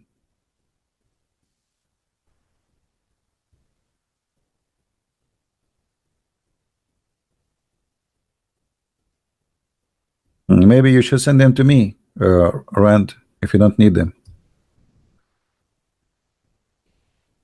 This is the chapter 6, verse number 78.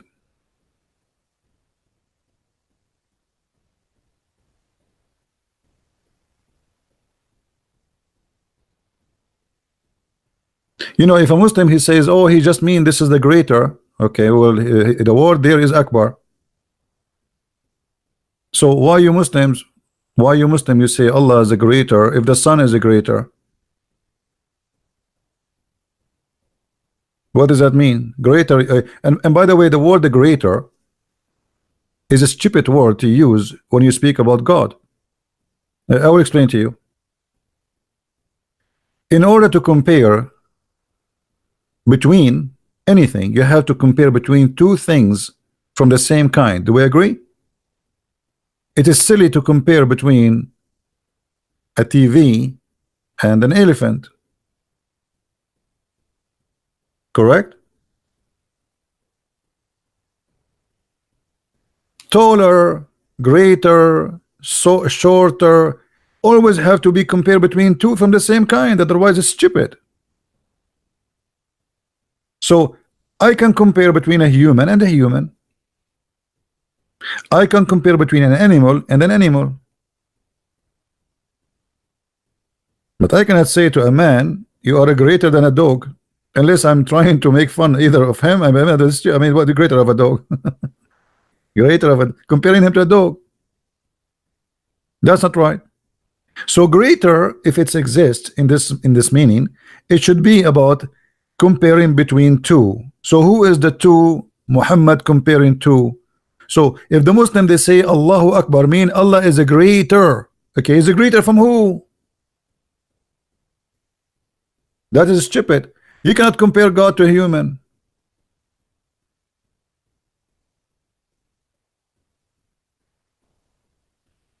Rizal, are you promoting the video? Let them say there is millions of videos attacking Jesus. Why you are so worried? Let them cry, unless you are trying to promote for it, because this is what some Christians they do. They supposedly are Christians and they go around, they post videos of somebody attacking the Bible, and supposedly they are the good Christians and they want somebody to defend the Bible. If you are a good Christian, you will not promote a false video. And why you don't yourself respond to it? Like, are you a counterfeit of a Christian? You do it. Maybe you can do better than me. No, you do not need me.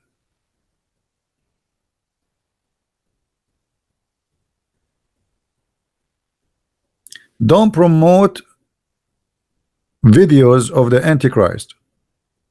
This is what they do. They post a video. This guy, he says this, CB. Okay, now many Christians they will click on it, and there's some of them they are naive. They will be misled by you. By you.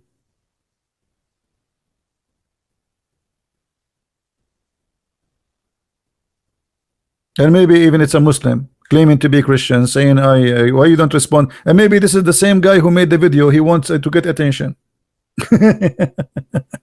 You know what I mean? Nobody is watching his videos, and now people will search for it. Anyway, hey, come on. No, we destroy Allah. We don't destroy Abdul. I'm not worried about the Abdul. They can say whatever they want. Here we go. We are here. What we are doing now? What I'm doing? Do you see me wasting my time? They are kids. Let them cry. The man of them, he have the courage. Let him call me.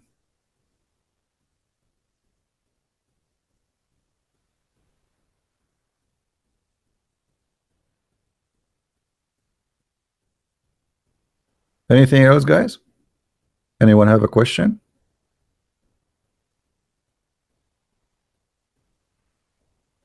Yeah, we don't want to destroy the Muslims. We are destroying the cult of Islam. Muslims are poor people. They are victims of this cult. Like those guys, those people today who explode themselves, they are a bunch of fool.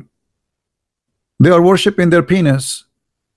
Muhammad, they say brainwash. It's more than a brainwash.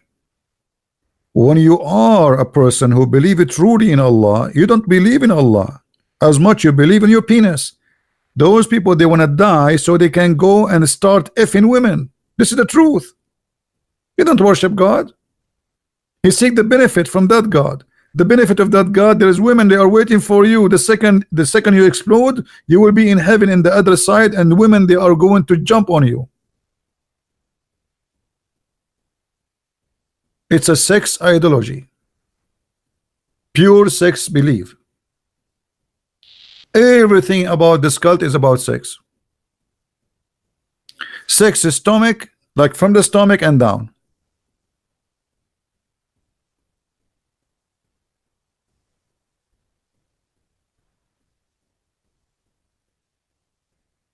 If Muhammad is so bad, then how can he have a grandson like Hussein? Hussein is a criminal like his father, grandfather.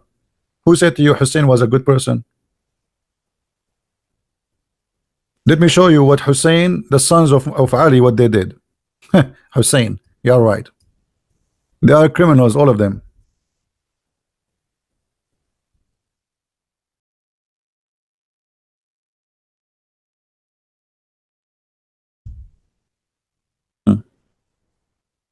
They say to you, burning people is haram.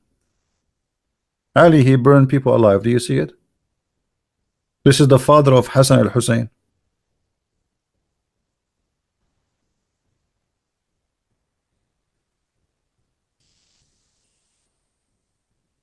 See it?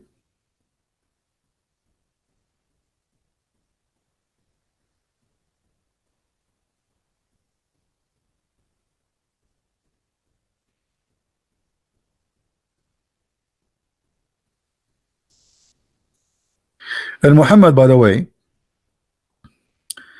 he was going to burn Muslims for not just coming for Friday prayer, but then he changed his mind.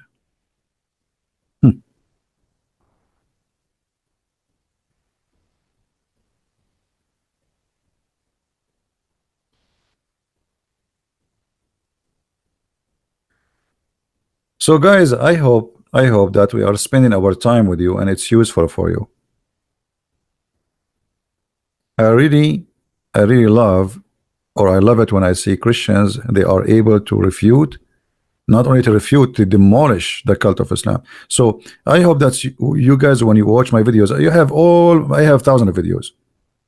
Anytime there is a reference you do not know how to get, I will teach you how easy to get it. For sure, I'm saying because you learned from me, but not by yourself. But like now, we have this hadith in front of us, and you don't know, okay, you saw it in the video, and you don't know how to get it. It's very easy.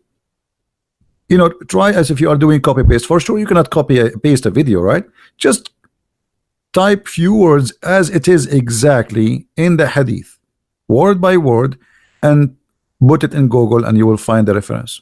Very easy. I mean, you guys, you are lucky. When I was, a kid or teenage, I wish we have internet at that time. Like, in order to show you now what I am showing you, I have to have a big house full of books. And it's going to take me hours to even find the reference. Now you have to go and look which book. There's no way you can remember which page and which, it's impossible. Right? No, always, don't tell me, can you put a link for a reference? You can get it. I mean, why you are lazy?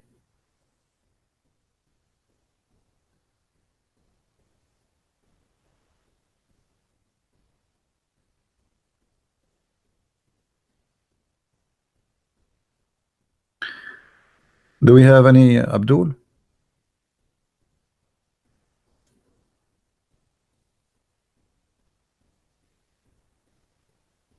You know, some people, by the way, I'm not. I don't mean anyone here. Just I'm just joking. Uh, it's like somebody, he want to have a family, and he want to have a children, but he don't want to have sex. There's many people like that. I mean, they are so lazy to the point they don't want to do nothing. I mean, they want everything ready. There's a group of Arab, my people. They decide to commit suicide. Life is boring, but they are lazy. They are lazy. They don't like to live anymore. They want to die. So they hire, they don't want to climb the mountain and jump. It's too much. We cannot climb. Uh, I mean, we need an easy way to die. So somebody told them, why you don't go and drop yourself in the sea? So they asked a captain to take them in his ship. He took them to the middle of the sea. He said, okay, you want to jump, jump. He said, why you want to jump? Can't you make a hole in the ship?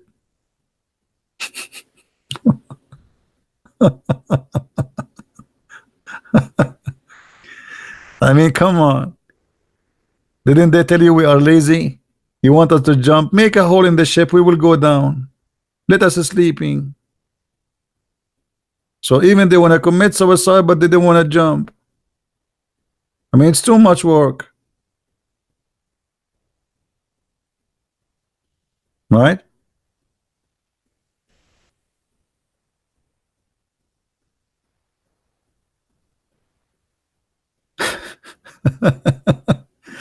Anyway, so any other question, guys? I'm enjoying my time with you, and uh, like the only thing make me like not happy really to be in the it's a Easter day is what happened in Sri Lanka. But you know, we as a Christian, we used to this, and it's a blessing for those who they die for just because they are Christians, they are with the Lord. I'm just sorry for their families. I mean, imagine you send your child to the church to pray, and then they bring him back pieces. How disgusting.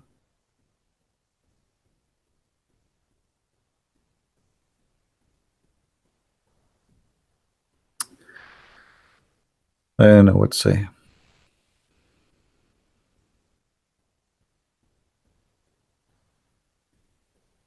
And uh, life sometimes is really, really weird. I mean, sometimes I ask myself, I mean, why, why a child, this child, he got killed today. I mean, I'm a guy. I face a lot of risk and nothing happened to me. But I believe that, as the Bible said, the sun rays upon the bad and the good. And one day, those criminals, they will pay a severe punishment in the front of the Lord. Thank you first and last. Happy Resurrection Day. By the way, I encourage you all to witness live the Easter according to the Orthodox calendar, because in that time an amazing miracle happened every year. A great light come from the empty tomb of Christ.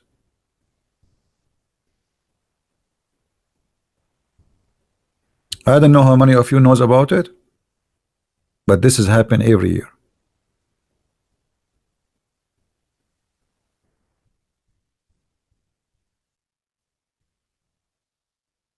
I'm searching for the videos, so just to show you.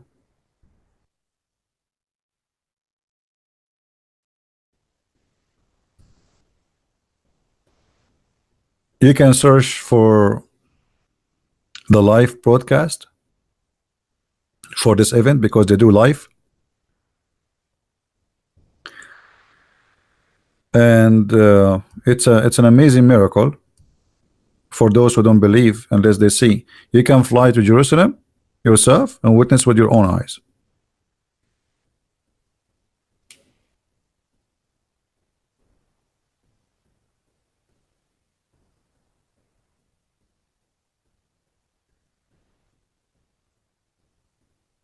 Yeah, it is just a miracle. Nobody can explain it. God Himself is a miracle. Um, no, you see, killing or terrorism in Islam is supposedly the way to make people live in fear, and then they accept Islam. Yes, Muhammad, he says, I've been victorious by terror. I was victorious by terror. Thank you, dude. Thank you, my friend. If you go in the hadith, you will find Muhammad saying the following. So the Muslims who believe truly in Islam is the one who follow the steps of Muhammad. Muhammad, he says, I've been victorious by terror, as you see. Even he says, I've been victorious by the terror, and even I frighten my enemy from a distance of 1 month journey, as you see in the front of you. Do you see it? So those who did the terrorist attack today, they are just following what Muhammad method of victory is. For them, the victory will be accomplished by terrifying the enemy, and then they will surrender to Allah. They die or convert. But that will never happen.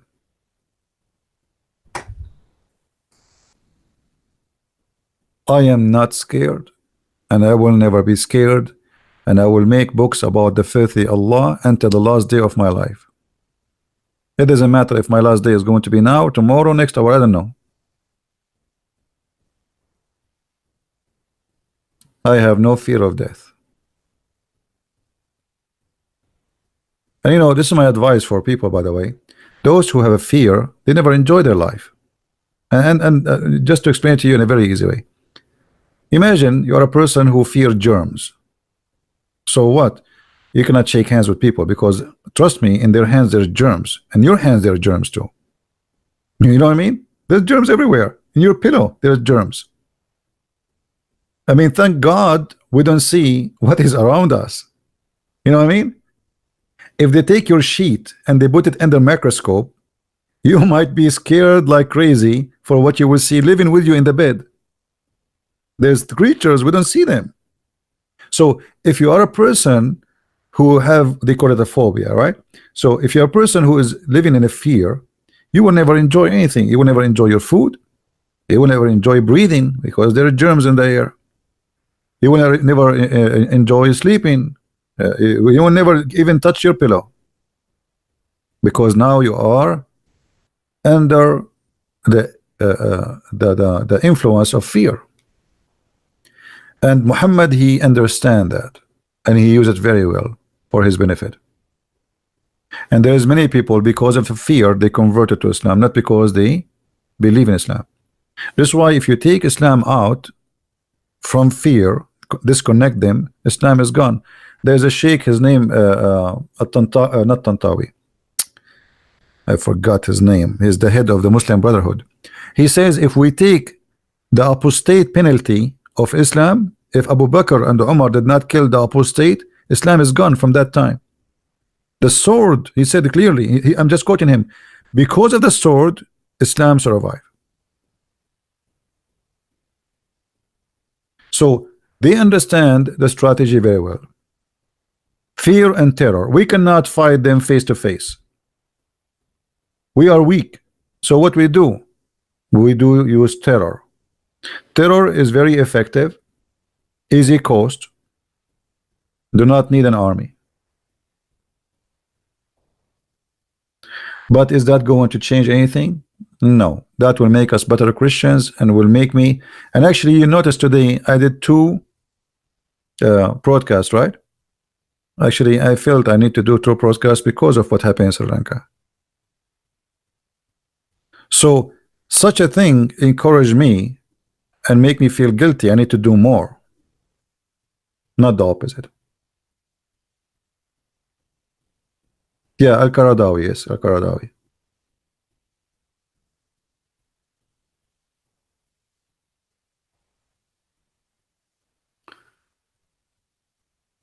Do we have any Abdul? نهج البلاغة, yeah. There's no بلاغة في نهج البلاغة. نهج البلاغة.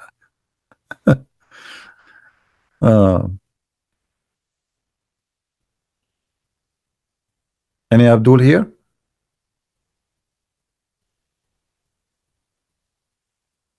Hajj is Abdul. How are you, Hajj?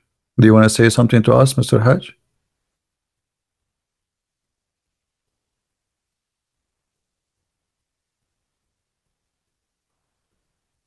Anyone? If you know any Muslim he claimed to be a scholar, we can give him my pal talk anytime, and we can just have him speaking to me. You know what I mean? Me myself, I do not need to prepare. Muslims, they need to prepare.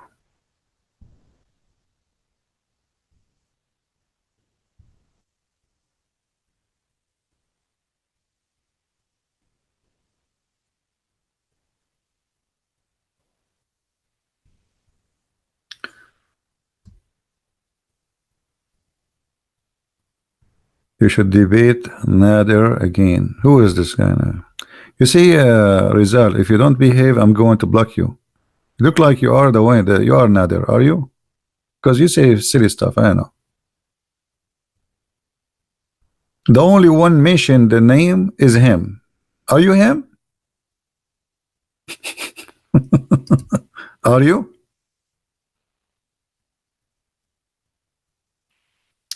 You know, once there is a guy, I forgot his name. He was debating Sam Shamoun. You know Sam Shamoun, right? Now, but like, you know, there's like a forum. It's like a blog. You know, people, they can post their article or something. So this guy was debating Sam Shamoun, but in fact, Sam Shamoun was not there.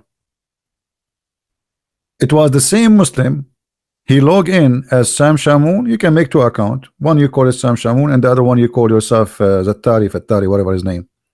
So he logged in as Sam Shamoun, and he posts something, and then he logged again, supposedly refuting Sam Shamoun. But the stupid, he forgot that his IP is showing. You see, maybe people who they are reading the blog, they will not notice that. But the one who controlled the blog, they can see it. It's the same IP. It's the same person.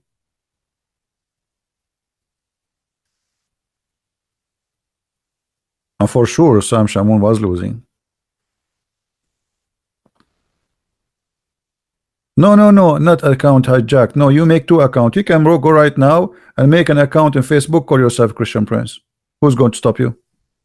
What hijacked? No, this Sam Shamoun never go there. You don't even know that website. He make two accounts. You can make 100 account. Right? Like the Muslims, they have a challenge for me from 10 years ago with challenge the Christian Prince, but they never come to me. And challenge, they post an article. A challenge to cover the Christian Prince, ZB, and they never come to me. I'm here every day. I have my Skype open. I have my, nobody call me.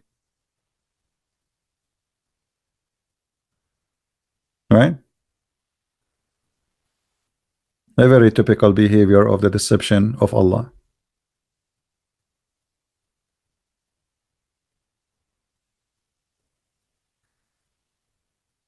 SFM Imran. CP and his followers, let me warn you that hell vast. Okay, SFM. Guys, look what SFM. I like your name, by the way. SFM. It look like your name is like Muhammad, because Muslim, they say SWFM. Okay, SFM. So why we will go to hell if your Quran says that the Christians will go to heaven?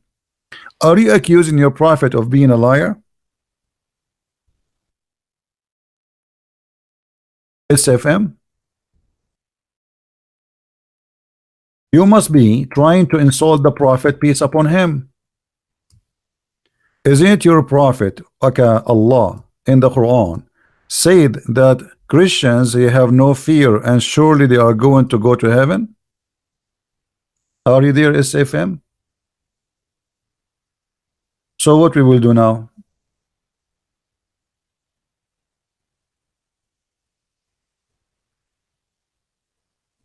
Did he took the camel and left?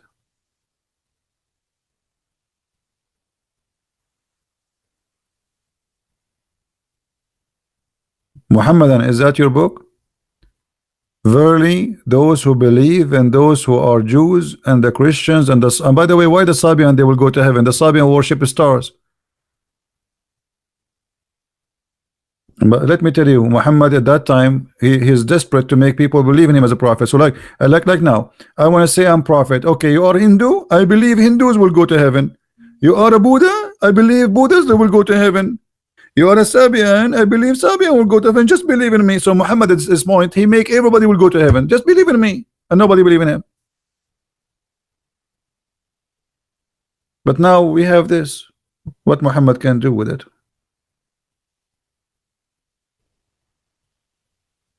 Any Muslim can answer why the Sabians they will go to heaven? The Sabian don't believe in Allah. Oh, I forgot they believe in Allah. Sorry, they worship stars. Any Abdul? How the Sabian they will go to heaven? And why the Jews and the Christians they will go to heaven? And who is left is not going to heaven then?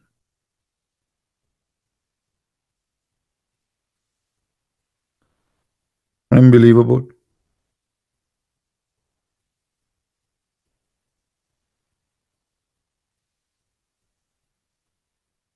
What happened to this guy? Is FM? Did he take a change? Did he change the what they call it? The channel from FM to shortwave?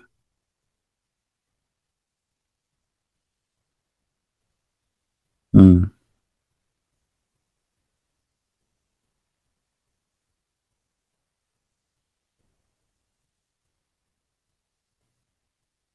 And yeah, actually, nobody will go to everybody will go to heaven except Muslim. This is what the Quran said. The Quran said, وَمَا مِنْكُمُ إِلَّا وَارِدُهَا. Not a single one of you, but he will enter into hell.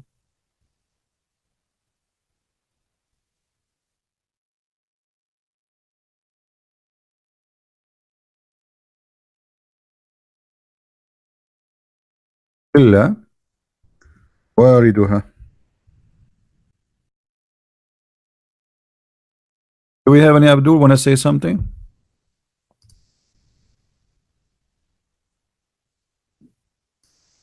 Look at the first translation. It says, there is not a one of you, but shall approach it. But doesn't say that. It says, not one of you, but shall enter it.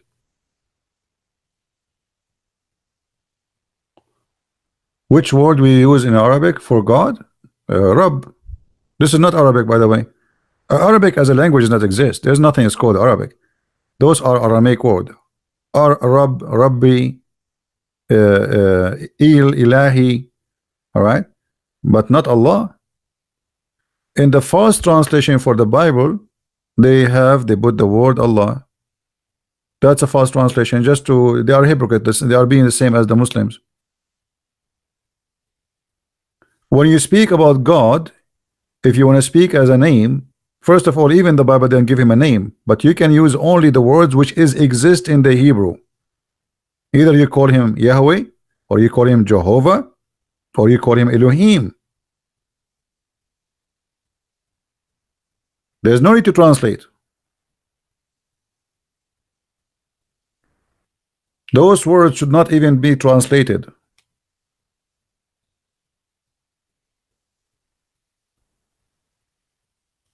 The second you are saying the word Allah, you are being deceived by the false translator.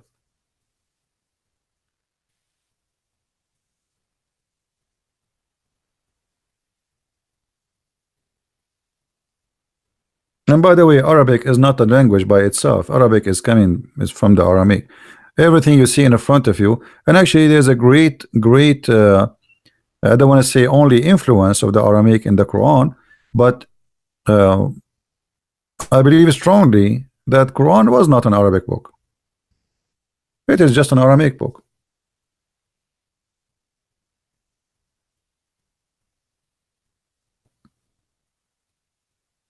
This is why Muslims, there's many things in the Quran they cannot all the names in the Quran Muslims do not know what it means. Give me one name in the Quran and let us ask the Muslim what the name mean. They don't know. Why? Because it's a theft. The whole religion is a theft. Ask a Muslim what Ishmael mean. They don't know. Okay, Mary, her name is Mary. What Mary mean? They don't know. Maryam. Okay, what Isa mean? They do not know. Okay, what Israel mean? They do not know. Musa, they don't know. Abraham, they don't know. So what they know? Nothing. Have you ever heard of a prophet he know nothing?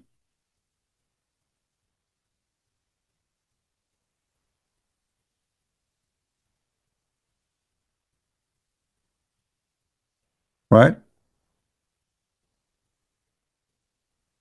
Why it's in Arabic? Because they live between the Muslims and they are being hypocrite. So they use the word Allah, thinking maybe that will stop the Muslims from killing them.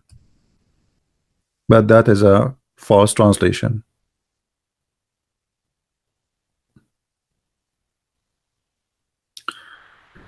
Do we have any Abdul?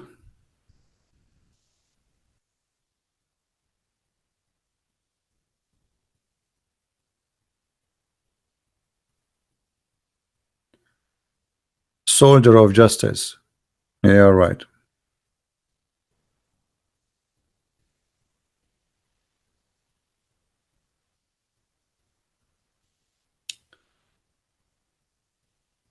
No, the Quran is not a copy of the Bible as much as a copy of everybody. You will find that Alexander the Great is a prophet of Allah in the Quran. Alexander the Great was a bisexual. The story of the seven sleepers in the Quran, the story of seven sleepers is a fiction story written by a Christian bishop from Syria, Aramaic, written actually in Aramaic. How this story into to be in the Quran? This is a fiction story. The story of Solomon speaking to the ants or listening to the ants. This is a story can be found in the book of the Legend of the Jews. The story of Prophet Al-Khadr, the green. This is a legend from the old Aramaic people. Even in Persia, they believe in it. If any of you know the stories of Gilgamesh, this is how far the roots of this stories goes. About a guy who go and he look for the fountain of youth.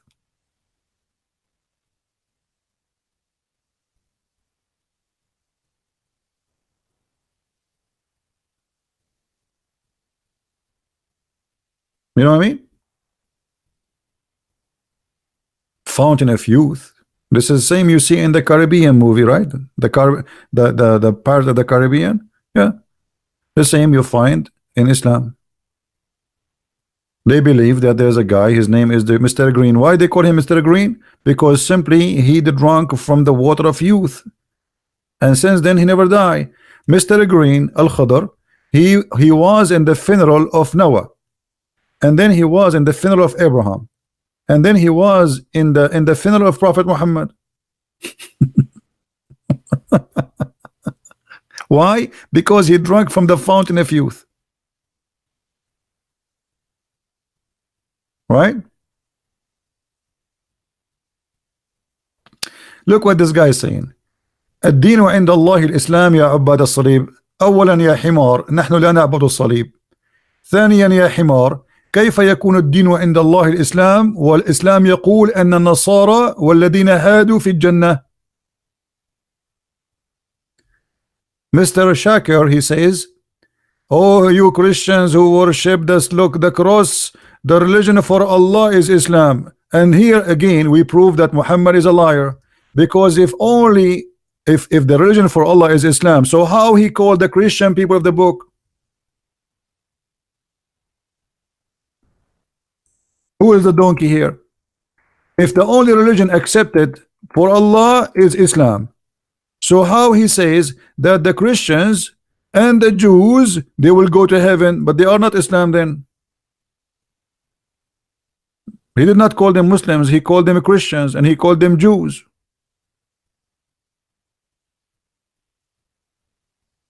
I think this is Faris, the kid. Get out of here.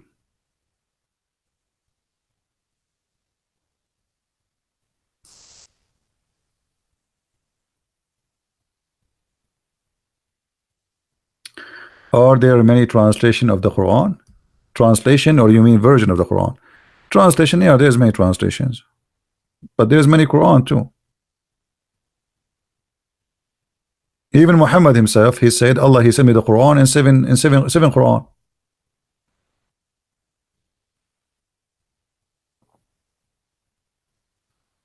No, the Quran does not mention anything about Mary in such a way.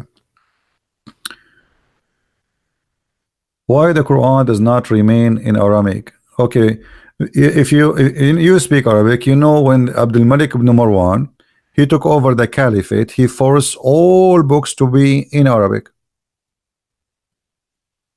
And we don't have a Quran even dated to Abdul Malik ibn Marwan.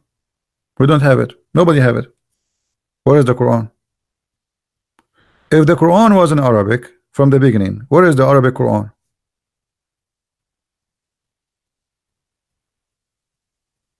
We cannot find it.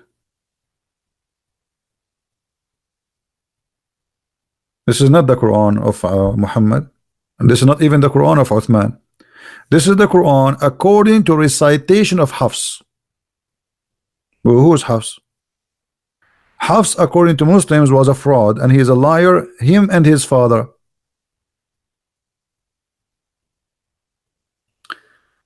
Thank you, Jason. God bless.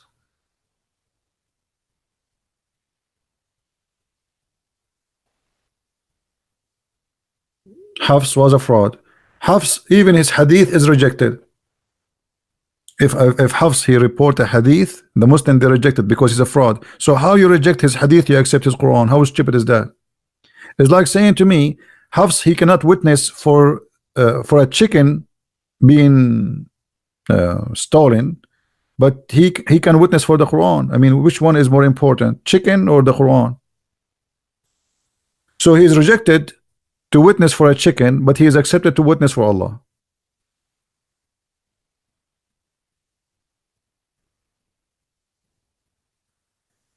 You know, Islam is the most silly, stupid religion or cult.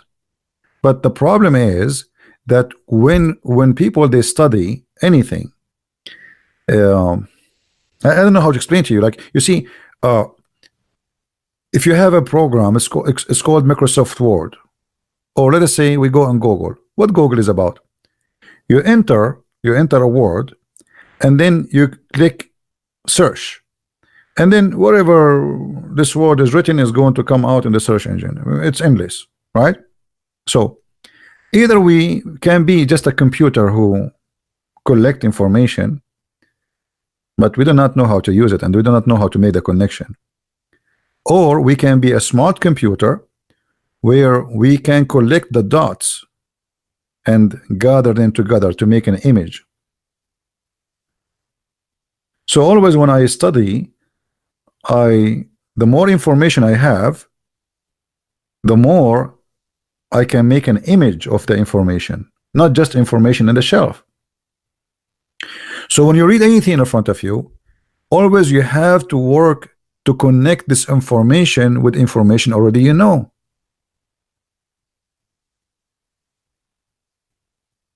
Otherwise, there is no benefit of learning.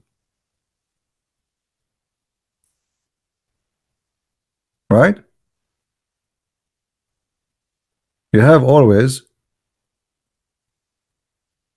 you know, like Islam is like a rip-off book, like a book ripped off, because you see the verses in the Quran, they don't match anything. I mean, if you read anything, you will see there's no connection. The verse before it had nothing to do with the verse after it. So how we will understand this book? Because this never was a book. I will give you an example. The guy who said a second ago in Arabic, the religion for Allah is only Islam. Did he say that? Okay.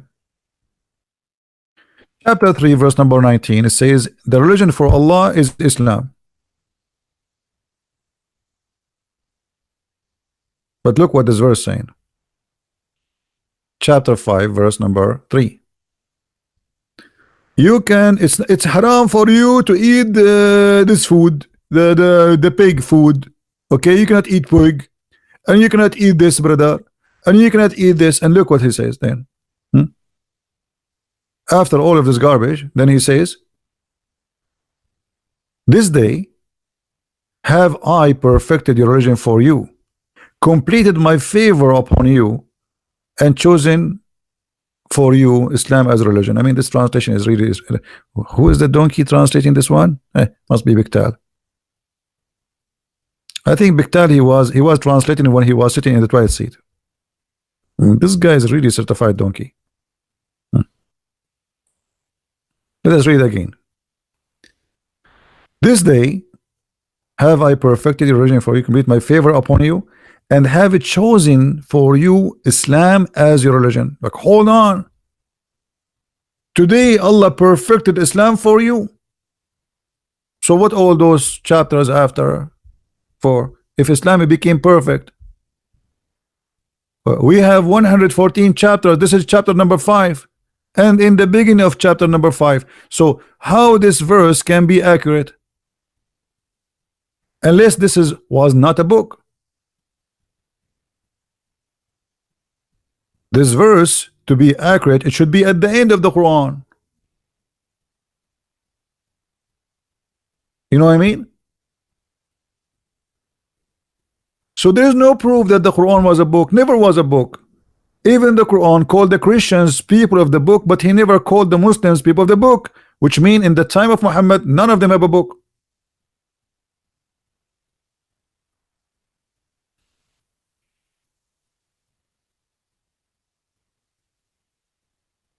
Any Muslim have an answer?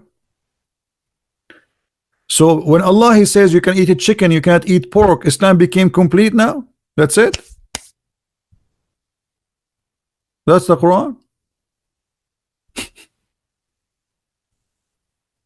Have you ever heard of something stupid like this?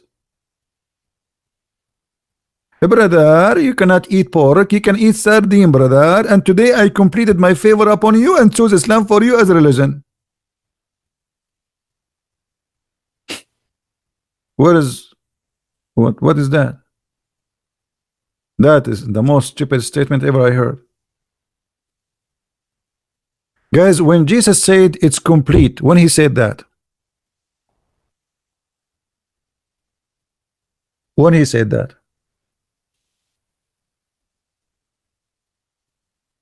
he spoke in the cross, right?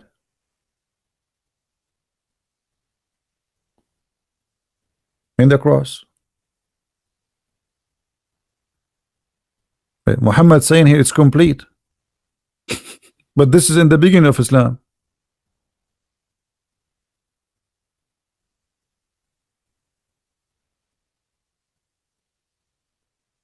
So it's very clear that Quran never was a book. This is just somebody collecting things we do not know where they're coming from. There's no way, it doesn't matter how stupid Muhammad is, he will say such a statement here.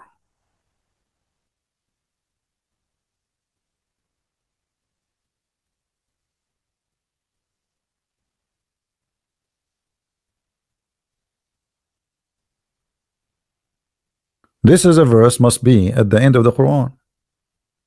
But anyone remember what the last thing Muhammad he did in the before he died? Who remember? What is the last thing Muhammad did before he died?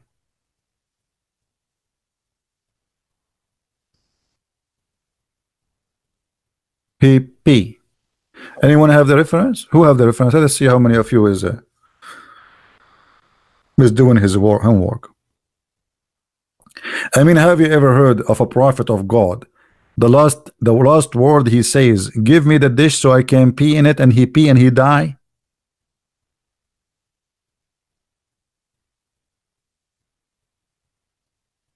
I want to pee. This is why I was wondering why Shakespeare he said to pee, or is it to be or not to be, or to pee or not to pee? That is the question. Anyone have the reference? Nobody have the reference. You guys are not. Uh, Nobody's saving the reference. Me, not even one. 700 people, not even one. The reference for Muhammad did pee before he died. I mean, how such a reference is not there?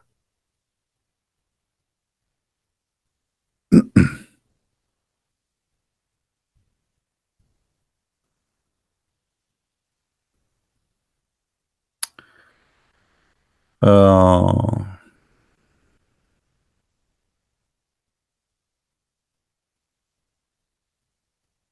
hmm, like nobody have it. So what if I put you here in the front of in my place, and then I say to you, okay, you debate a Muslim. How you want to grab a reference? It's going to take you 10 years. I don't know. It's going to take you 10 years.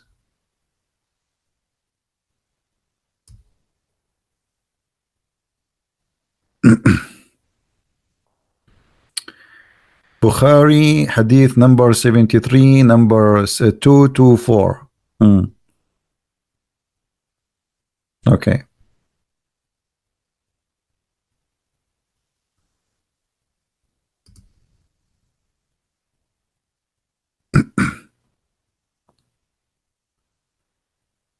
All right.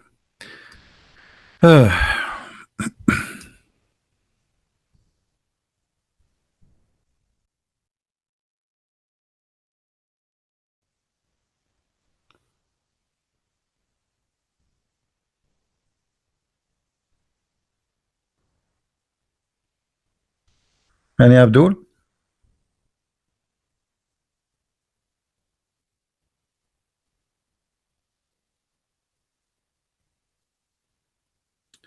All right, guys. Anything else before we go? If there's anything?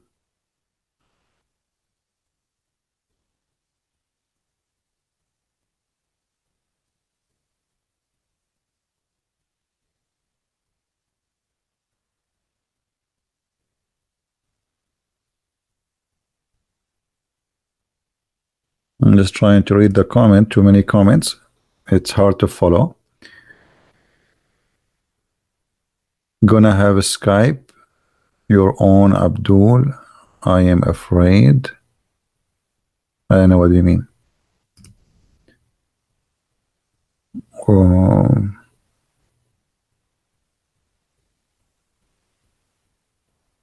how I can call you? Ellen, why you wanna call me? We want Muslims to call us. If you are a Christians, there's no need, my friend.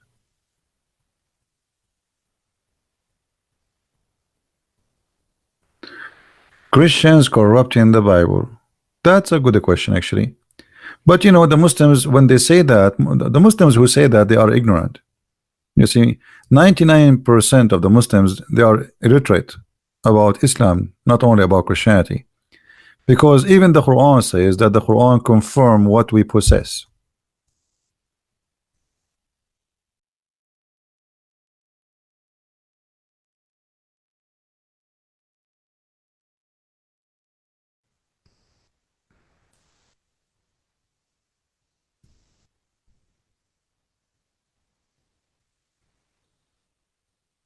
Hmm? Do you see it? Guys, do you see it? This is chapter 2, verse number 89. What it says? Yeah. Muslims are ignorant. You see, this is why their scholars, they will not even get close to me, because I can make them hummus before even they open their mouth. How you want to say to me that the Bible is corrupt, and then your Quran saying that affirming what we have with us? And there's many verses like this.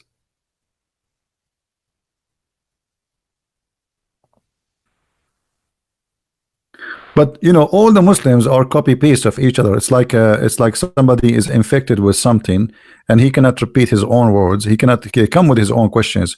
If you go and watch the debate between Mimi and David Wood, you will see that Mimi is just copying a debate of Didat, and he said exactly the same. That's why it became so stupid.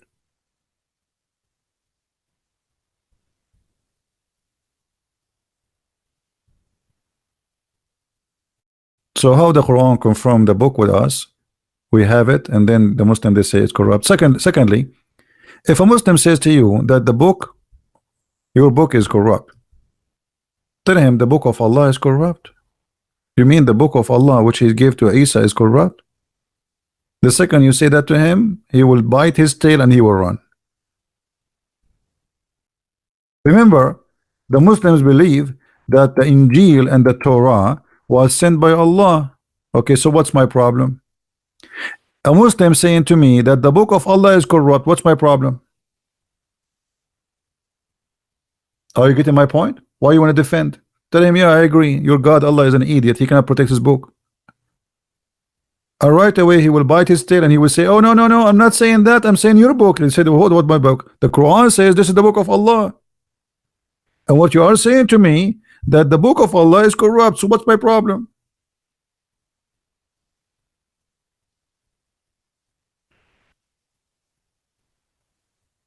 Do you understand, guys, what I'm saying? Usually, always the Christians, when somebody, a Muslim, said to that to them, they start defending. No, we have manuscript. Don't do that. Don't waste your time. He's not even listening. You know, hit him in the head of Allah. Allah is the one who sent the Torah. Allah is the one who sent the Injil according to your book. And now you are saying to me that the book of Allah, the Injil, and the Torah are corrupt. So what's my problem? Why you don't go ask your God Allah why he don't protect his books? Who should protect the book? The one who sent the book, not me. I am a human, I die. We are not eternal. God, who is eternal, he will protect his book. Nobody else can do that. So are you saying to me that Allah was lazy and he was stupid and he was asleep and we corrupted his book? If this is true, then Allah is not God. Secondly, ask him, was the book of Allah corrupted by Allah will or against his will? What do you think, guys? Which one the Muslim will choose? If we ask him, the book of Allah, the Injil, and the book of Allah, the Torah, was it corrupted by Allah will or against his will? What you will say?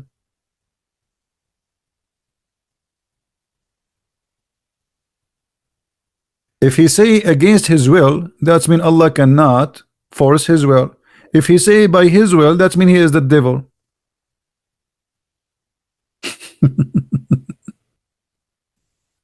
Either way, that's mean he is not God.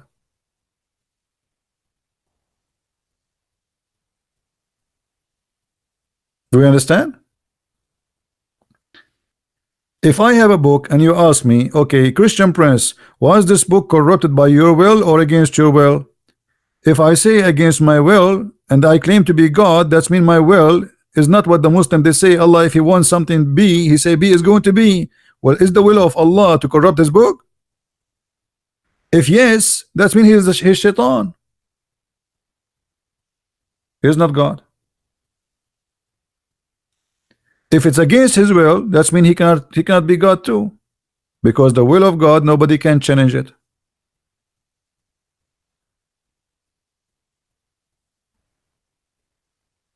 Well, I hope people here are listening and learning how to I don't call you know, you see, when you talk to Muslims, you are not debating Muslims.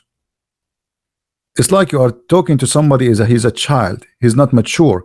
Islam as a cult is not a mature religion. It's an immature cult.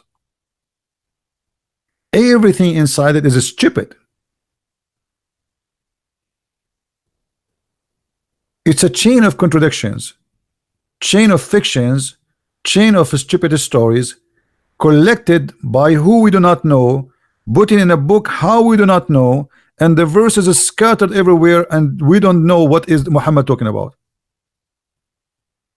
As an example, If I ask a Christian where we can find how God created the earth and the heaven, all of you will say in the book of Genesis. Okay, if we ask a Muslim where we can find how Allah created the earth and the heaven, we cannot give you a chapter. It's all over. It's all over. Why? Because this was never a book. It's a collections.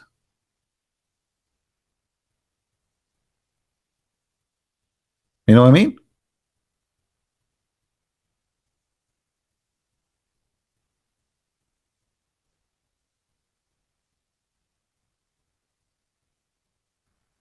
Anyway, all of us, we learn every day, and the important is to use what we learn for what is useful. And you know, trust me, education will change you. You see, you as a person, if you go and you sit with a group of people now, just because you sit here and you learned a lot about Islam, and they open the topic about Islam, people right away, they will notice that you know a lot, and you will look unique, even though maybe you do not know much, but you will be unique between those who do not know anything. A Muslim, he used that always for his advantage. Muslims always, they got a lot of education to attack Christianity. So when they go and sit with the Western, many of the Western, they are not even Christians. They don't know anything about Christianity. Some of them, their name is James, but he have nothing to do with James. So the Muslim is well trained to attack Christianity. All his life in the mosque, they teach him how to attack Christianity.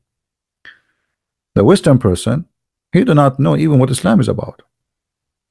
So the Muslim will look like he knew a lot about you, but in the same time you know nothing about him. And then the game start about how I can fool this fool. Because you will be a fool if you claim to be a Christian, but yet you do not know. That is foolish.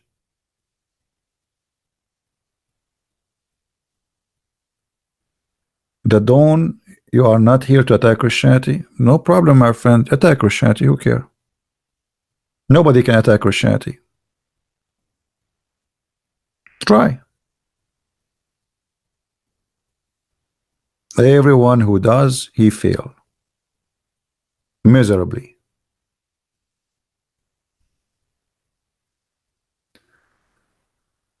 I have systematically, I have a Muslim friend. My friend, if you know, I have my books. They are, it's like a library of reference. Get my books. They are very handy. Same time, I have a lot of videos for free. I mean, like now, we are sitting for how many hours? We are doing nothing but teaching. So, in order to speak to Muslims, you have to know what Islam is about. You have to arm yourself, so you will not be infected by the disease of the cult of Islam. It's like, you know, you want to work as a nurse or a doctor, but the first thing you working in this field should be prepared that you might get infected by the disease you are trying to cure. So what we do to fight the flu, we have something that's called the flu shot. The flu shot, the purpose of it is not to get sick, but in fact you are getting sick by taking the flu shot. So taking knowledge about Islam, which is sick, for me it's sick, but not because we are seeking sickness, but we are seeking protection, so nobody can fool us. All right.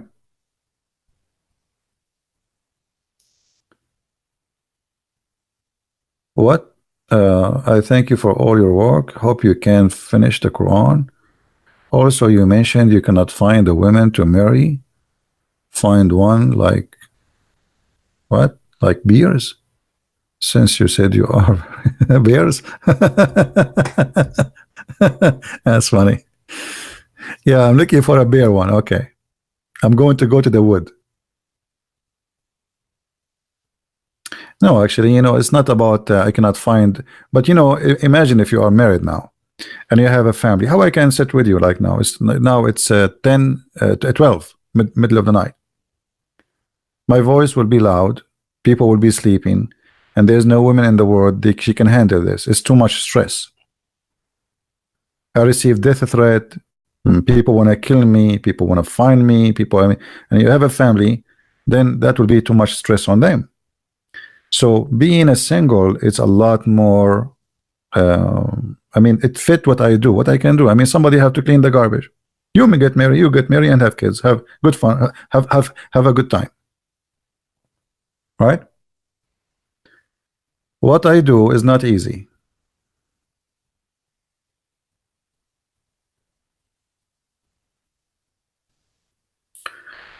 Uh, any reference how to find how Aisha she was pointing Muhammad? You will not find such a reference in any of the Sunni books, but you will find them mostly in the Shia. However, you can search. There is a sheikh, his name Yasser al-Habib. He is a Shia, and I believe he was from Kuwait, I think. He have videos in English about how Aisha killed the Prophet. All right.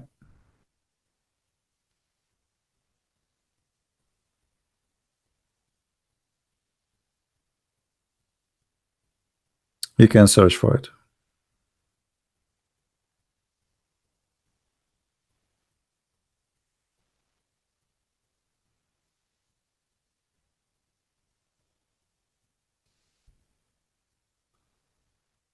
Okay. All right, RT. I'm good that you like it. Don't forget to make if you read my books, don't forget please to make a review, and for sure you make an honest review, not just anything. And again, for those who, by the way, who do not know, we have my book now is in Spanish, is already published in Amazon, and we have in French, The Secret du Prophet Arabe, and we have in Dutch, we have in German, and actually there's a book which is Quran and Science, which is really, I mean, this book, I'm not sure why people are not reading it much. I mean, compared to the others, this book is really, really, really a treasure of information. You see, the deception of Allah was introduction for this book, not the opposite. People, they are reading the deception of Allah, and they are like reading the deception like maybe 4 times more than the Quran and Science, when the Quran and Science is a treasure of, it's a library of information. But for some reason, I don't know, people, they like maybe the name deception of Allah. I don't know. uh, and soon I hope we will have our the book Sex and Allah in German too. Both of them, version variant number 1 and variant number 2. Um,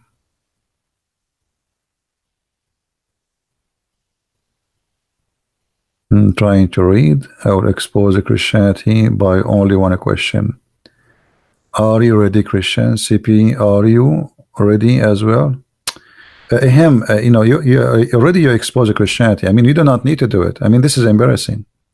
Him is here for 3 hours, and now he want to expose Christianity.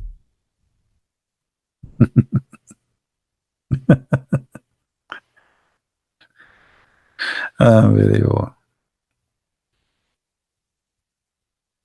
You see why sometimes I say it's good that some women they don't get married, because imagine you marry a guy like this.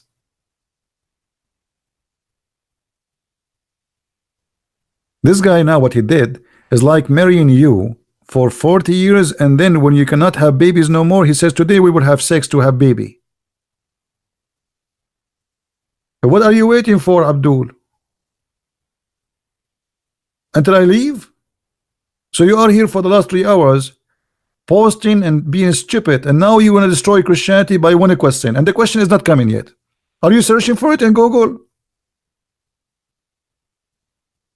Is Google helping, brother?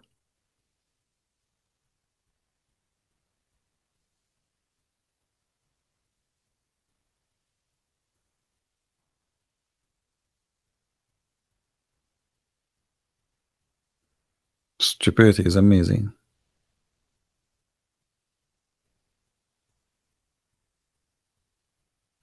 There's two kind of people I don't like to associate with: stupid and selfish. A stupid person will make me feel I wanna jump from the top of the mountain. A selfish person, he is devilish, satanic, because he only love himself, worship himself. I prefer to stay away from both.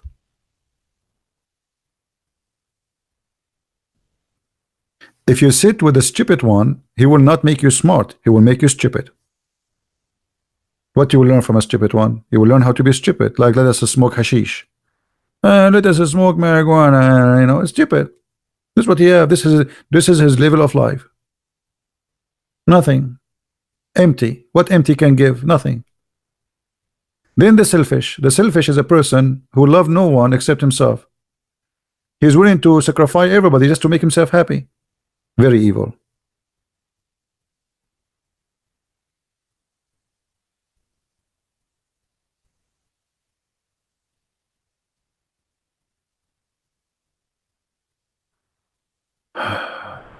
I can destroy Christianity by one word, farjaha. What is that?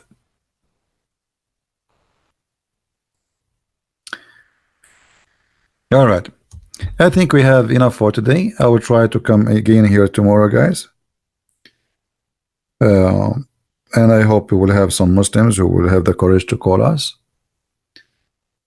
And again, our prayer for those who, the families who lost their beloved one in Sri Lanka.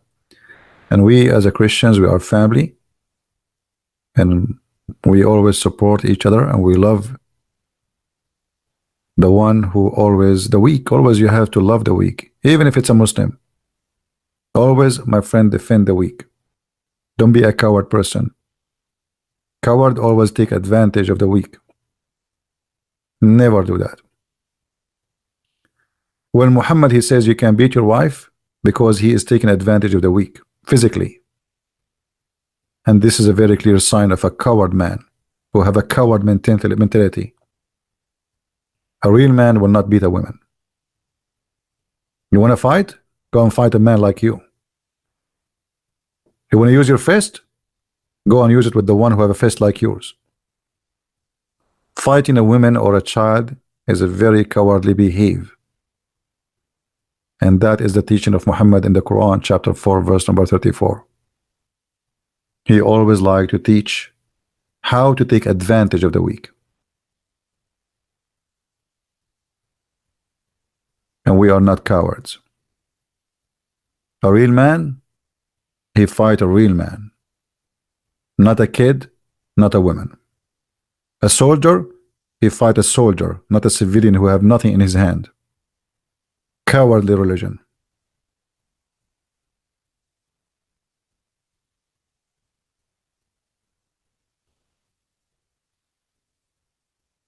I want to say thank you for being here, and I want to say thank you for all those who support us. And I hope that what we share here with you will be shared with others, so many they will learn. And I advise you, Christians, not to waste too much time. Yes, you listen to me, you stay in my program for a while, but please every day try to read some words of wisdom. You see, we are speaking about the dirt and the garbage of Islam, but we need something clean in our life. And we cannot replace the word of Jesus with this garbage. So please always try to read at least, every day. Say to yourself, I want to read every day one page in the Bible, just a page. But when you read the Bible, try to live the story, because this is a spiritual book. It's not just words. Be there with the Spirit, and then the Holy Spirit will be with you. I did read the Bible many times, and each time I read a verse, especially when I cannot, like in a chat like now, when I'm sitting alone and quiet and trying to see something, always I find something new, very beautiful. Never read the verse and read it again, and I did not see something new, even though it is the same verse maybe. Because the beauty about the Bible is it's a book which live with you, which means you today you have different situation, and the Bible today will give you an advice for your situation. Yesterday you have a different situation. You are a living being. You are emotional. You get tired. Maybe you've been betrayed by somebody. Maybe you've been hurt. Maybe you have illness. Maybe you have something wrong happening around you. The Bible always can be the best help, the best medicine. It's a medicine in your shelf, but you don't want to grab it. So my friend, I advise you always to get the real food for your life, to your brain, to your heart, and then the Lord, he will comfort you. And he promised us, I will go and I will send you the comforter, and every two of you mention my name, I will be between them, which means he is right now listening to us. So don't waste that opportunity, and don't just focus in the garbage of Islam. A Christian who do not know his book, he know nothing. A Christian who do not know Christ, maybe he won the world, but he lost everything. Don't be that. I want to say thank you for being here, and may the Lord bless you all until we see you soon again. Christ is Lord, Islam is evil, and see you soon. Take care. Bye-bye.